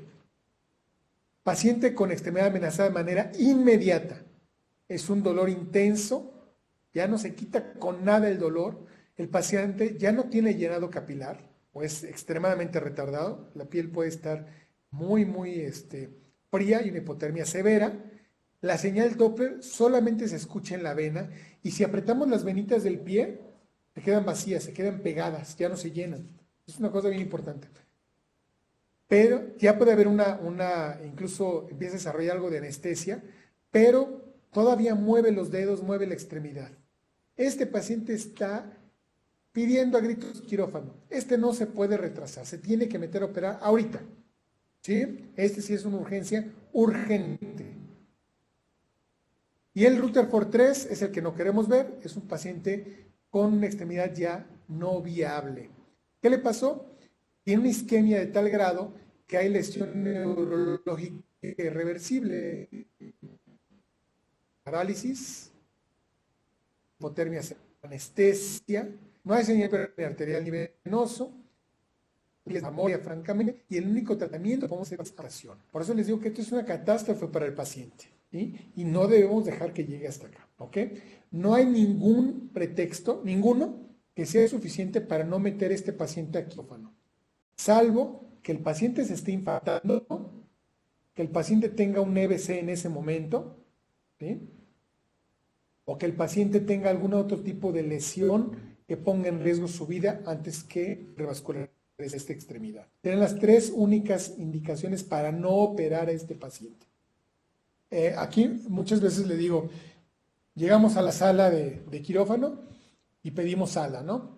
Entonces nos dicen, a ver, los laboratorios, pues como estén los laboratorios, el paciente tiene que pasar. Es que tiene los tiempos alargados, no importa, y le voy a meter heparina, o sea que prepárate. Pero no lo puedo bloquear, pues duérmelo. Pero tiene POC, con local nos lo echamos. Este paciente tiene que entrar a quirófano. No hay vuelta atrás. Si no entra a quirófano, vamos a amputarlo. Y ahorita vamos a ver más adelante que no es nada más que pierda la pierna o el brazo. Es un paciente que se puede morir de esto. Y entonces, aquí no se vale retrasar la cirugía por ningún motivo. Si tiene Doppler, si no tiene Doppler, no importa. Tenemos dedos, tenemos pulsos y lo vamos a meter a quirófano. ¿Ok? Los diagnósticos diferenciales, esto es, pues siempre hay que hacer, realmente no es tan difícil el diagnóstico, ¿sí? Una trombosis venosa profunda. Se va a diferenciar porque en las trombosis venosas profundas, esto lo vamos a ver mañana, se genera edema. El edema puede ser tan importante que la extremidad se sienta fría, se vea pálida y no podamos palpar los pulsos. Entonces fíjense que tenemos 3 de las P's del diagnóstico. Sin embargo, el edema es lo que hace la diferencia. En una insuficiencia arterial aguda no puede haber edema porque no hay sangre en la extremidad para que se pueda edematizar. ¿Sí? Entonces vemos una extremidad edematizada, sabemos que no es arterial, es venoso. ¿Sí? La flegmasia cerulea dolens es una complicación de la trombosis venosa profunda. ¿Sí? Se llama también gangrena venosa. Esta es muy aparatosa. Puede ver flictena, se ve negruzco, la piel no ha llenado capilar, igual está frío, está pálido, pero esto es porque la trombosis venosa es tan importante que el paciente se está quedando sin una forma de salida del flujo venoso. ¿Ok? Vean, este paciente tiene una flegmasia cerúlea, tiene necrosis incluso aquí del dorso del pie, y vean esta flictena tan grande, pero vean el diámetro de esta extremidad comparado con esta. Entonces automáticamente sabemos que este paciente tiene un problema venoso, no es arterial. Que igual esta es una urgencia que vamos a ver mañana, pero ahorita no.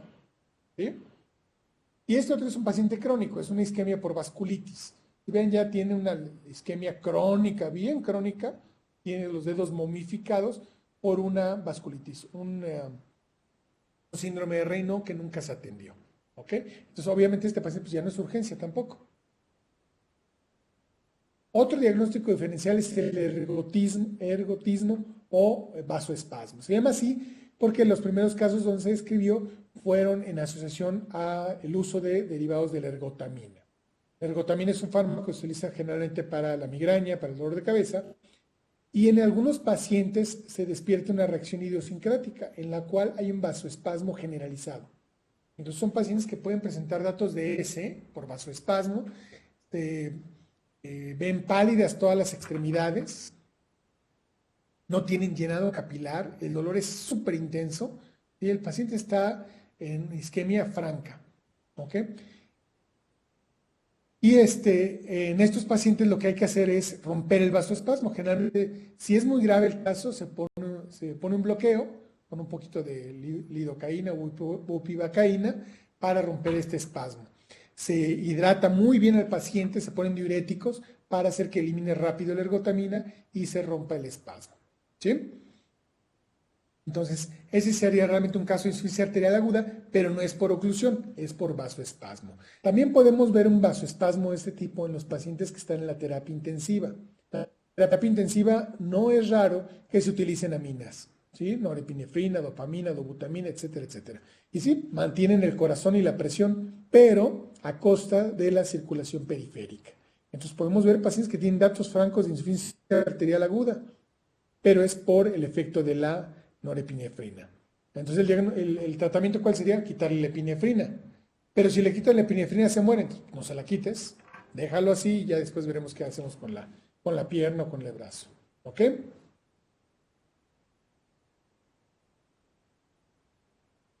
Comentaba que el tratamiento es quirúrgico siempre. ¿Sí?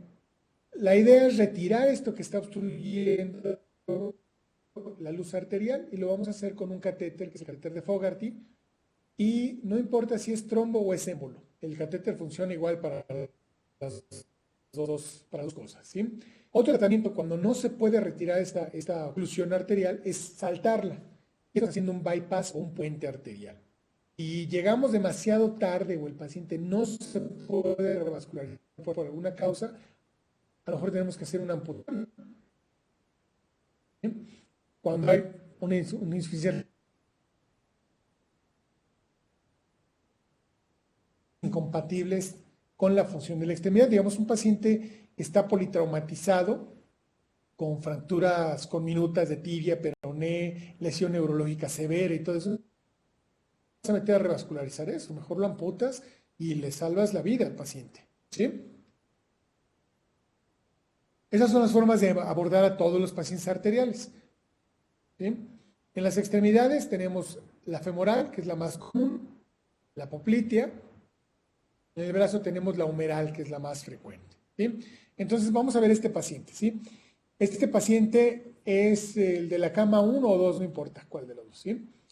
Y presentó un embolismo. Este embolismo es sencilla de montar. Se llama así porque se monta literalmente en la bifurcación aortoilíaca. ¿Sí? Vean cómo va a ocurrir tanto la ilíaca como la... Entonces este paciente no tiene pulsos en las dos extremidades.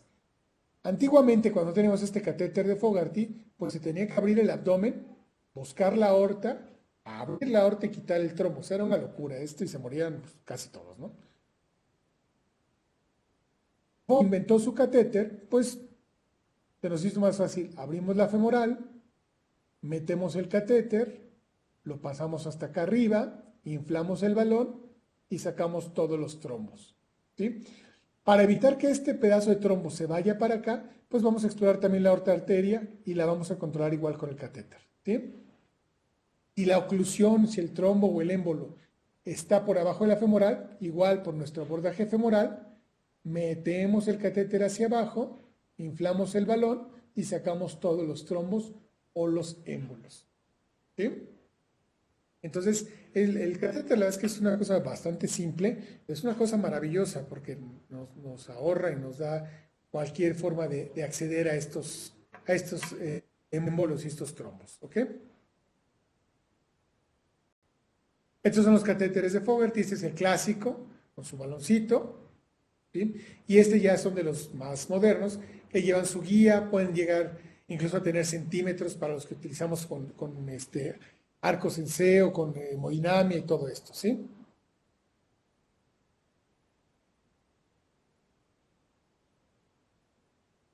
Bueno, aquí metemos el catéter, ¿sí? Inflamos el balón y estamos sacando el trombo a este nivel.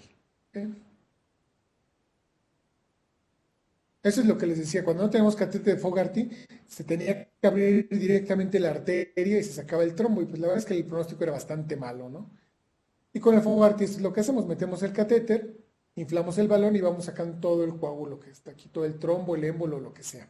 Vean este paciente cómo tiene sus placas de ateroma, ¿y las ven? ¿Ok? Bueno, muchas veces cuando pasamos el catéter de Fogarty, lo metemos, vean cómo se deforma con las placas. Y a veces estas placas son filosas y nos rompen, nos truenan el catéter, el balón, y entonces no podemos hacer la embolectomía.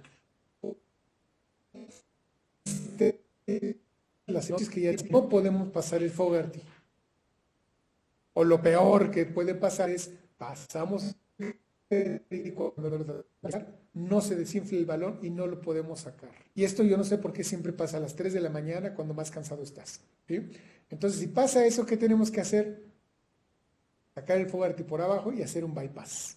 Entonces, una cirugía que iban a hacer de 40 minutos, una hora, hora y media, cuando mucho, pues vamos a tener que hacer un bypass, que es un puente, que va a durar 4, 5, 6 horas, dependiendo de la habilidad que tengamos. Entonces el pronóstico ya cambia para estos pacientes. Cuando tenemos que llegar a triste desenlace de una amputación, ¿sí? Siempre les hago énfasis en esta foto. Esta foto es de una pintura del siglo XVI, XV, no sé, que se llama obviamente la amputación. ¿Qué es lo que vemos en esta foto? Vemos a los anestesiólogos acá y vemos al angiólogo aquí, ¿sí? Obviamente ahorita hacemos las cosas un poco diferente, nos lavamos las manos y en vez de amarrarlo le ponemos fentanil o forzoto, cubrebocas. Pero para el paciente es la misma cosa, al paciente le van a mutilar una pierna o un brazo. Entonces para el paciente siempre es un dato muy grave el que digan que lo van a amputar.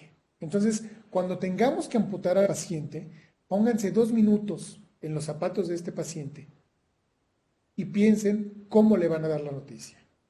Tienen que hablar con él, explicarle muy bien por qué es la cuestión de amputarlo y todo esto, y el paciente va a aceptar, ¿sí? Obviamente se va a poner triste, lo que sea, pero va a aceptar. Si ustedes no tienen la delicadeza de hacer eso y nada más llegan y le sueltan que lo van a amputar, ya le dieron en la torre al paciente, ¿sí? Lo van a acabar en vida al paciente. Pero aparte de todo, si el familiar del paciente es alguien un poco peleonero, pues les va a meter una queja, una demanda que les va a complicar su vida. Entonces, fíjense bien lo que hablan, fíjense bien cómo lo hablan con los pacientes y con los familiares de los pacientes, ¿ok? La amputación es modo, pero la forma de decirlo es diferente. Vean estos dos pacientes. Es un paciente con insuficiencia arterial crónica, ¿sí? Y aparte hizo una aguda, se trombosó. Pero vean ya cómo tiene necrosado todo el primer dedo, ¿sí? La rodilla está anquilosada, el paciente ya no camina. Entonces, este paciente difícilmente voy a poder, porque lo que necesito es tirar la rodilla a operarlo. Y difícilmente vale la pena revascularizar este extremidad cuando es incompatible con la función. Pues a lo mejor este paciente hay que atención desde el principio. Y es un paciente traumatizado, obviamente, ¿sí? Es un atropellamiento, le pasó por encima un camión, tiene fracturas aquí de tibia, de peroné, no me acuerdo qué era lo que tenía, tiene toda la piel levantada con una hemorragia severa, ¿sí? Entonces, aquí realmente nos hablaron y hay que revascularizar, no, hay que parar esa, nada más pusimos pinza, pinza, pinza. ¿Por qué? Porque el paciente tenía datos de abdomen agudo y tenía un traumatismo craneoencefálico severo. ¿Qué lo iba a matar? Pues el problema cerebral o el problema abdominal, y el de las piernas podía esperar un rato.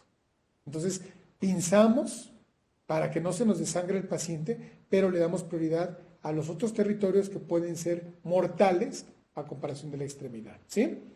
Entonces, esto nos puede esperar un ratito en lo que podemos ver y parar el sangrado acá, ¿sí? Para los que no les gusta operar, pues les tratan de usar trombolíticos y todo. Sin embargo, para la isquemia aguda no se usa, ¿sí? ¿Por qué? Porque tardan mucho en tener efecto y las complicaciones que podemos tener son bastante importantes y entonces no los hacen un recurso valioso para el tratamiento de estas patologías. Realmente la terapia trombolítica la utilizamos más en tromboembolia pulmonar, ¿sí?, en estos pacientes. Los cardiólogos la utilizan muchísimo, pero son otras arterias, es diferente el territorio, etc. Entonces, aquí realmente nunca la usamos o la usamos muy poquito.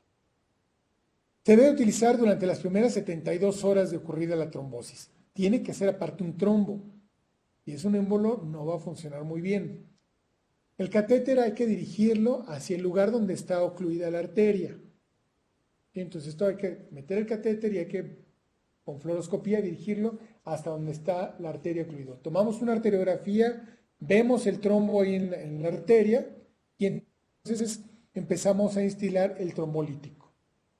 2 horas, 4 horas y tomamos una arteriografía de control y vemos si se deshizo el trombo. El problema aquí es que si no logramos deshacer el trombo, meterlo a operar después de una trombólisis es una locura, se te va a desangrar el paciente ahí. Entonces, no vamos a poder. Y si decimos que el daño neurológico irreversible se establece alrededor de las 6 horas de iniciada la oclusión, pues vean el tiempo que nos tardamos aquí.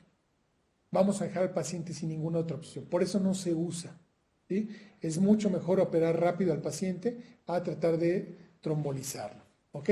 Hay algunos estudios que lo han tratado de hacer, pero son estudios que tienen muchas déficits, por no decir mañas metodológicas, para hacer que la trombólisis pareciera una opción. ¿Sí? Pero realmente no se utiliza.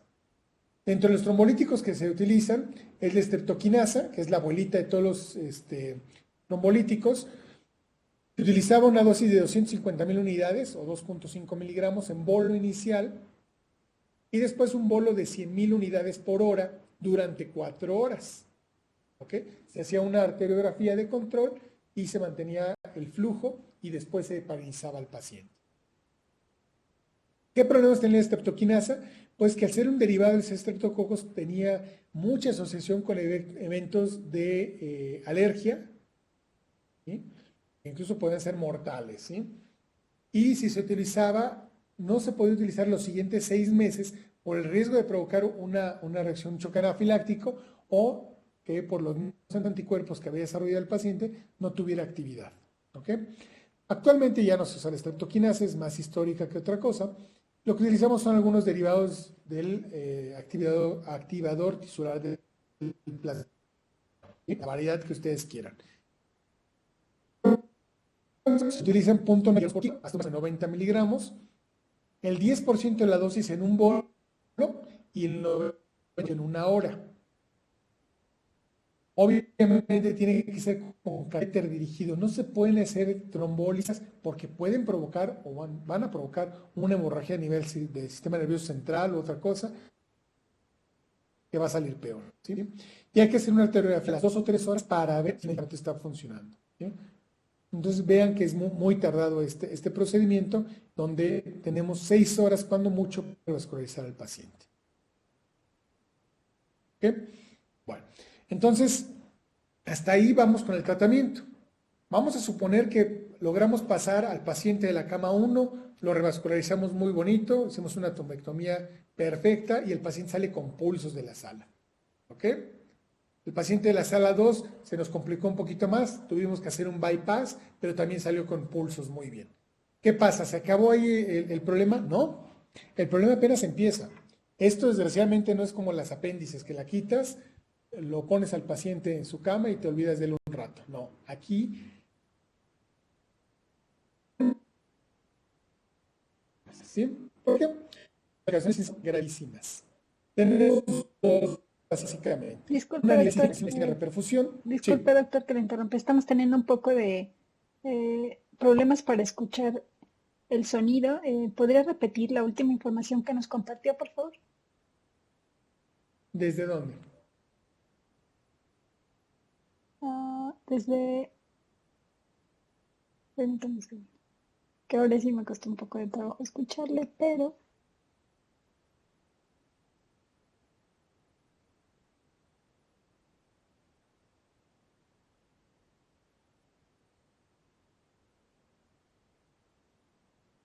Permítame un segundo. ¿Sí pudieron escuchar bien lo de la terapia trombolítica? Parece ser que ahí fue donde... Okay.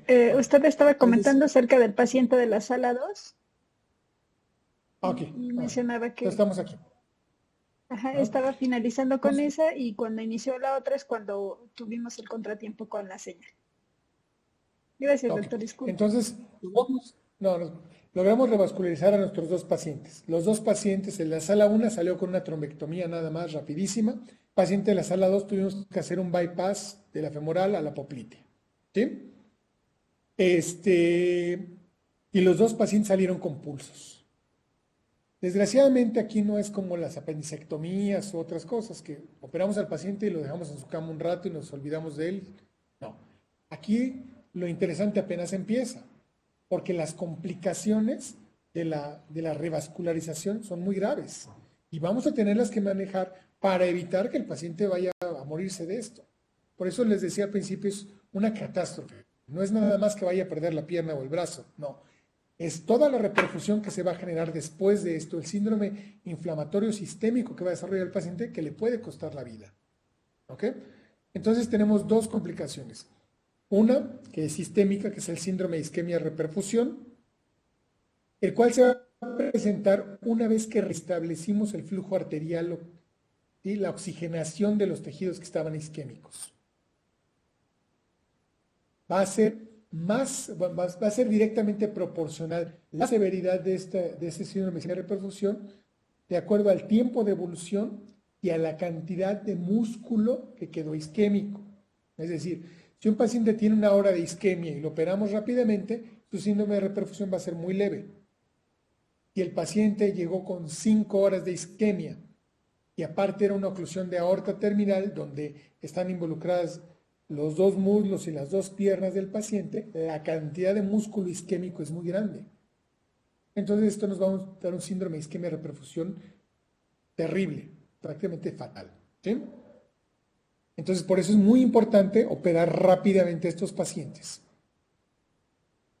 Vamos a ver, es una complicación, como les decía, sistémica, multiorgánica, con la formación de radicales libres, destrucción muscular y problemas renales y pulmonares graves, que le pueden costar la vida al paciente.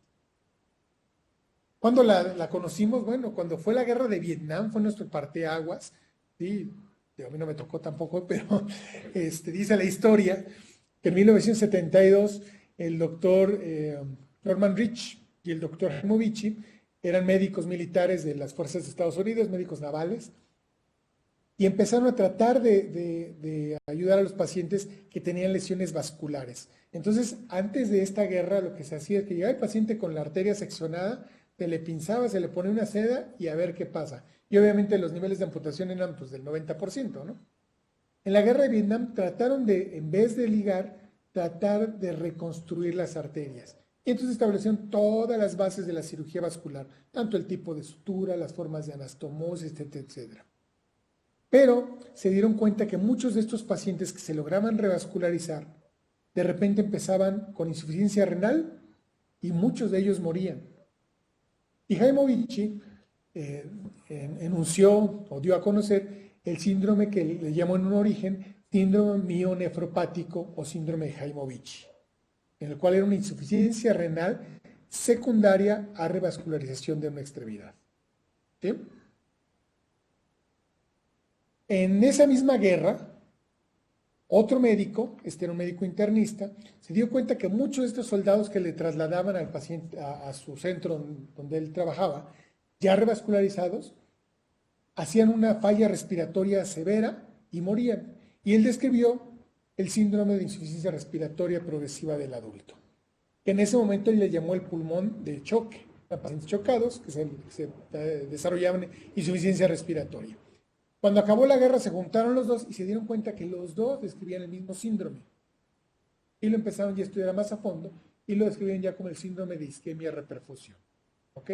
Actualmente pues ya es obviamente una cosa mucho más compleja que eso, pero las bases siguen siendo la misma.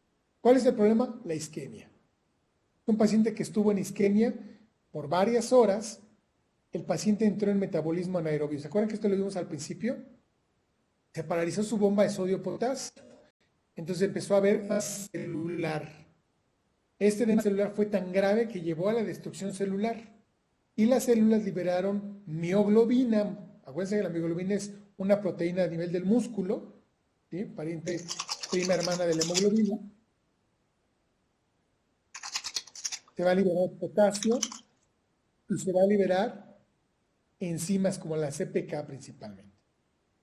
Por otro lado, este metabolismo anaerobio va a provocar que haya una formación de ácido láctico. Puede llevar incluso al paciente a una acidosis metabólica. No es tan común. Lo que sí es que va a crear un ambiente más ácido del paciente. Y tenemos una cosa muy curiosa.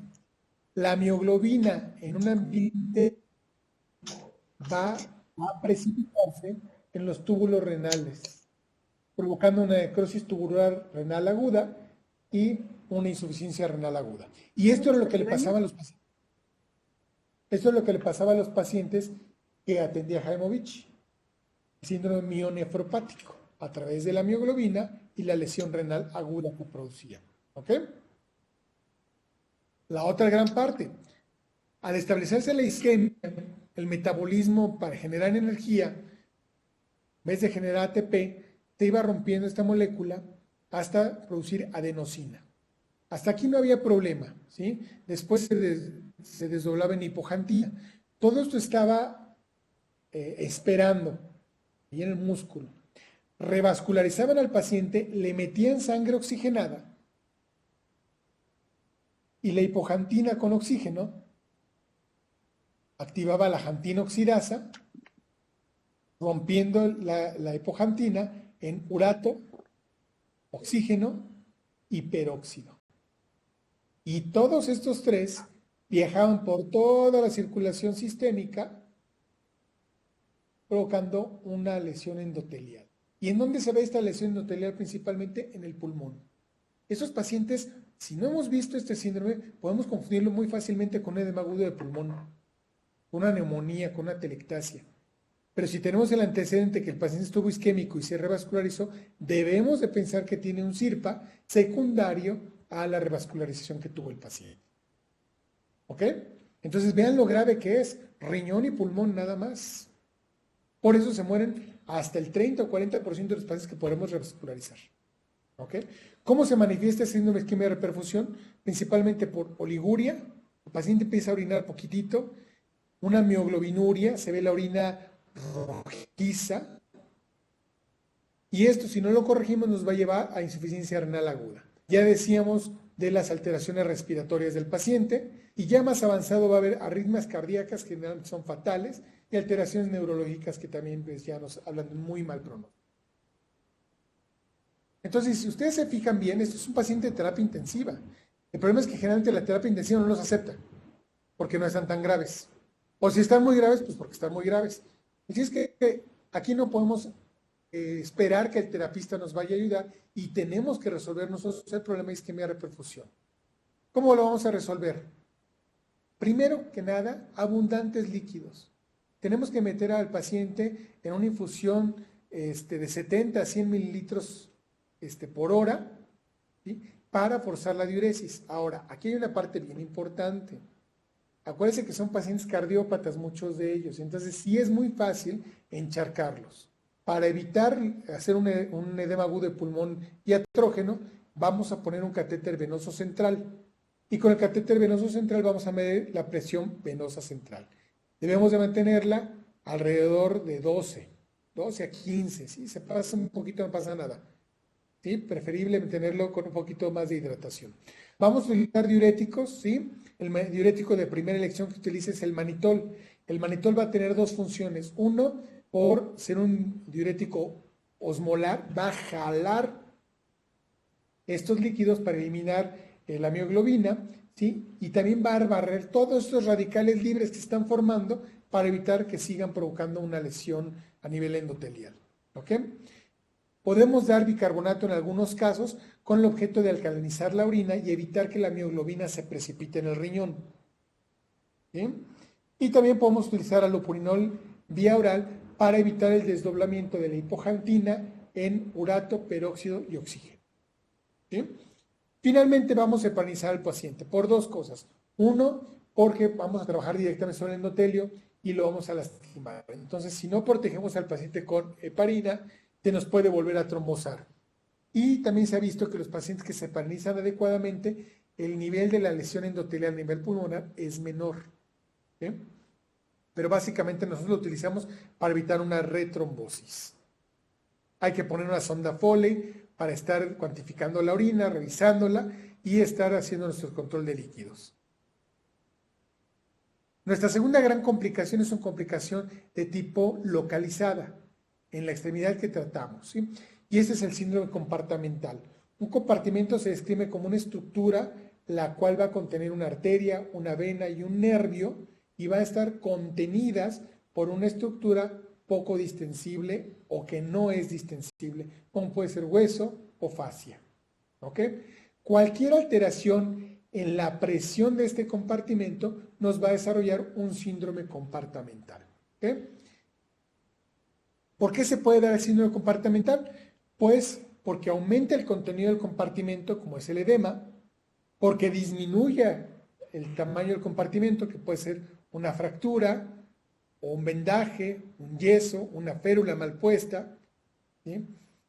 Por machacamiento, por quemaduras, ¿sí? Y muy rara vez por tumores, ¿sí? El que nos importa aquí realmente es el edema de tipo celular. Una trombosis venosa profunda puede generarlo, pero no es frecuente. En cambio, un síndrome de isquemia de reperfusión sí lo va a generar frecuentemente. ¿Por qué? Acuérdense que nuestra bomba de sodio-potasio se paralizó. Entonces, las células que no se alcanzan a reventar, que no se alcanzan a destruir, quedan edematizadas. Y ese edema celular se convierte en un edema del compartimento. ¿Qué va a hacer este edema? Pues va a colapsar primero la vena, después la arteria y el nervio. Y esta compresión puede provocar que haya desarrollo de isquemia y sobre todo una lesión neurológica irreversible. ¿Okay? En este paciente de la foto es un paciente de la Primera Guerra Mundial con quemaduras graves de ambas manos, ¿sí? Y las quemaduras por excelencia provocan síndrome compartimental. Al momento de quemarse la piel pierde su distensibilidad y va a actuar como si fuera una fascia. Entonces los que vayan a hacer cirugía de urgencias, cirugía plástica, todo esto, tienen que pensar en esto cuando vean un paciente quemado. Nosotros realmente nos vamos a enfrentar a dos compartimentos importantes, ¿sí? El de la pierna y del antebrazo. En la pierna tenemos 4 compartimentos, en el antebrazo tenemos 2. En el cuello y en el abdomen tenemos un gran compartimento y no hay compartimentos ni en el muslo ni en el tórax. En la pierna vamos a tener 4 compartimentos, ¿sí? Uno, que es el compartimento de la arteria tibial anterior. Esta es la tibia, este es el peroneo fíbula, y aquí tenemos el paquete neurovascular de la arteria tibial anterior. El compartimento 2 es el compartimento lateral o peroneo, donde va la arteria peronea. El compartimento 3 trae algunas venitas y arterias, pero no muy importantes, pero es el punto de entrada para el compartimento 4, que es el compartimento posterior profundo o el de la arteria tibial posterior. Esos compartimentos deben de tener una presión compartimental menor de 20 milímetros de mercurio. Cualquier presión por arriba de esto o cercana a esto se considera patológica.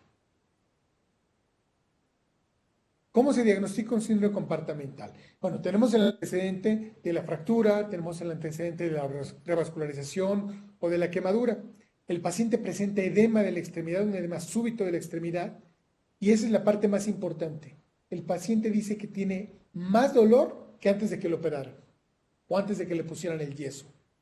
Entonces, si es esto, rápido quiten el yeso, corten el yeso, no importa. Si no tenía nada, lo volverán a poner y no pasa nada. Y si lo acaban de operar, revísenlo y hay que tratarlo. Porque si nos esperamos a que el paciente tenga hipotermia o retardo en el llenado capilar, lo más seguro es que tenga un parálisis y acabamos de perder una extremidad por una negligencia nuestra. Entonces, acuérdense, edema en un paciente con factores de riesgo y dolor intenso desproporcionado a la lesión equivale a un síndrome compartimental hasta no demostrar lo contrario. ¿Cuál es el tratamiento? Pues liberar esa presión.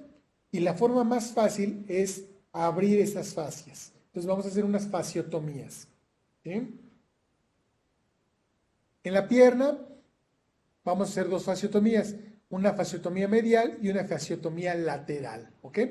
Entonces, ¿cómo se hace? Ya diagnosticamos al paciente, ponemos un poquito de anestesia local. Se puede hacer en la cama, se puede hacer en quirófano obviamente, es mucho mejor, pero si no, se puede hacer en la cama. Un poquito de anestesia local en la piel, se hace una incisión con el bisturí, despegamos la grasa y llegamos a la fascia. La fascia se ve aquí una estructura nacarada dura, se hace una pequeña incisión y se mete una tijera. La tijera debe llegar hasta el platillo tibial y hasta el maleolo, hacia arriba y hacia abajo, con el objeto de cortar toda esta fascia para permitir que los músculos generen presión hacia afuera y no hacia el paquete neurovascular. Aquí hacemos la medial, liberamos estos dos compartimentos y permitimos que el compartimento tibial posterior se libere. ¿Sí? Sería este el caso y este. ¿Ok? No es necesario abrir tanto la piel. Esto generalmente lo hacemos en pacientes fracturados o en pacientes con quemaduras. Pero en el paciente de revascularización se puede hacer una incisión no tan grande que nos permita nada más que se herníe bien el músculo. Lo importante es cortar las fascias, la cual se puede cortar por abajo de la piel. ¿Bien? Y en el antebrazo tenemos dos fasciotomías. La fasciotomía dorsal del antebrazo, que esta es una curvita realmente sobre el antebrazo, no hay mayor problema, y la fasciotomía a nivel palmar, ¿sí? Que hay que empezar desde la región palmar, desde la región tenar, y se tiene que hacer en forma de S itálica, y aquí sí tenemos que abrir toda la piel para poder liberar. Ya en el brazo, hacia el bíceps, ya no se hace nada, nada más se detiene hasta aquí, hasta el codo. No se puede hacer a ciegas porque las estructuras vasculares, neurológicas y tendinosas son muy superficiales en el antebrazo. Entonces, si metes la tijera a ciegas, te vas a llevar todo esto y vas a crearle un problema al paciente mayor. Entonces, aquí se hace una incisión en S itálica. ¿Bien? Este paciente es un paciente que lo atropellaron y durante el atropellamiento tuvo una fractura de luxación de rodilla. Llegó a la sala de ortopedia, lo revisaron los ortopedistas y se dieron cuenta que tenía un edema muy grave y estaba la pierna hinchada. No le sintieron pulsos, pidieron la interconsulta, se hizo una fasciotomía. Esta fasciotomía la verdad es que es muy pequeñita, pues obviamente no funcionó. El paciente no recuperó pulsos, el llenado capilar estaba muy retardado y el pie se empezaba a poner frío. Entonces, supimos por el mecanismo de lesión, que era una luxación de rodilla, que la arteria poplitea se había elongado y se había trombosado. Lo metemos a cirugía y encontramos la trombosis de toda la arteria poplitea. ¿Sí? Aquí la incisión no es tan grande, lo que pasa es que al momento que se abre por la tensión que tiene el compartimento, prácticamente explota. Y por eso queda de este tamaño. Este es un acercamiento, vean la trombosis de la arteria poplitea. Y esta es la forma como la revascularizamos. Sacamos un pedacito de safena del paciente y hacemos una estomosis terminal a la arteria poplitea. Este es el mismo paciente unos 2 o 3 días después de la cirugía. Obviamente aquí va a tener que entregar plástica para hacerle una rotación de colgajo o alguna cosa así para cerrar esto. Pero tiene una extremidad que está revascularizada y sin tener problema de necrosis. ¿Alguna duda, algún comentario? Sí, doctor, muchas gracias. Hay dos preguntas. El doctor Álvaro le dice, hola doctor, para la identificación precoz de la arteriopatía periférica, ¿se puede hacer con el índice tobillo-brazo? Ok, eso sí, de hecho es el diagnóstico, cómo se hace, eso lo vamos a ver mañana porque eso aplica más para insuficiencia arterial crónica. Mañana vamos a ver todo eso del índice tobillo-brazo y los diferentes mecanismos que tenemos para revascularizar una extremidad cuando hay una oclusión crónica. Pero sí se hace. Muchas gracias. La siguiente pregunta es del doctor Luis Gabriel. Doctor, una vez ya instaurada la lesión renal o pulmonar, ¿hay reversibilidad? ¿Y cuál es el pronóstico del órgano afectado, ya sea riñón o pulmón? Ok, sí, de hecho se busca que se restablezca el riñón. Algunos pacientes ya no pueden recuperarse su riñón y tienen que entrar a hemodiálisis. Sin embargo, si no paramos la lesión, o sea, la formación de radicales libres y de hemoglobina y todo eso, ni con la diálisis se salva el paciente. Entonces, muchas veces cuando vemos que la lesión renal se está llevando al paciente y la lesión pulmonar sigue avanzando, la CPK es un indicador muy importante, eso se me olvidó comentárselos. Podemos tener niveles de CPK de 50,000. ¿Sí? Obviamente, entre más grande es el nivel de CPK, mayor es la destrucción muscular que hay. Entonces, tenemos un paciente que lo revascularizamos y tiene 30,000 de CPK. Y al día siguiente o a las horas, en vez de tener 20, tiene 40, quiere decir que la destrucción muscular sigue. Entonces, muchas veces, aunque lo hayamos revascularizado bien al paciente, tenemos que amputarlo. Porque si no lo amputamos, la lesión por isquemia de reperfusión que va a tener va a matar al paciente por la insuficiencia respiratoria y la insuficiencia renal que va a pasar. ¿sí? Siempre cuando tenemos un síndrome de isquemia de reperfusión, se lesiona algo el riñón, tiene una lesión renal aguda, pero que se va compensando poco a poco, llegando a no tener mayor repercusión.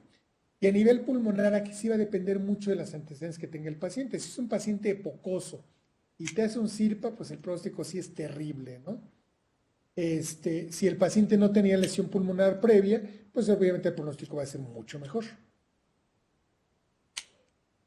Gracias, doctor. El doctor Juan José menciona, buenas noches, doctor. ¿El tratamiento para el síndrome de reperfusión se podría usar como profiláctico antes de la aparición del mismo o únicamente se utiliza cuando se instaura el síndrome? Claro, no, de hecho el tratamiento para la isquemia de reperfusión lo tienes que hacer desde que valoras al paciente en urgencias. Si te llega un paciente que tiene 5 horas de oclusión arterial aguda y es, digamos, de la arteria ilíaca, tú ya sabes que ese paciente va a hacer una reperfusión. Seguro que la va a hacer. Entonces, desde que estás en urgencias, le pones una sonda Foley, le pones un catéter central, lo empiezas a hidratar muy bien, ¿sí? Y ya cuando estás operando al paciente, estás en contacto con el anestesiólogo para que en un momento dado, si tú lo crees conveniente, empieces a poner manitol desde ahí.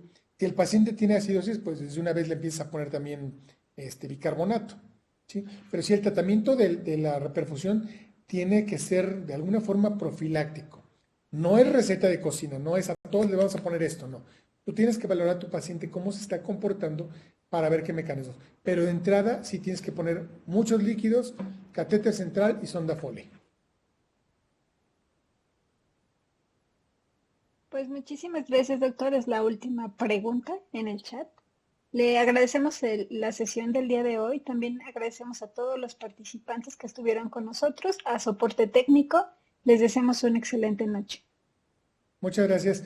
Nos vemos mañana. Si tienen alguna duda de esta presentación, también apunten las dudas y mañana antes de empezar la clase las desarrollamos. Muchas gracias. Buenas noches. Gracias, doctor.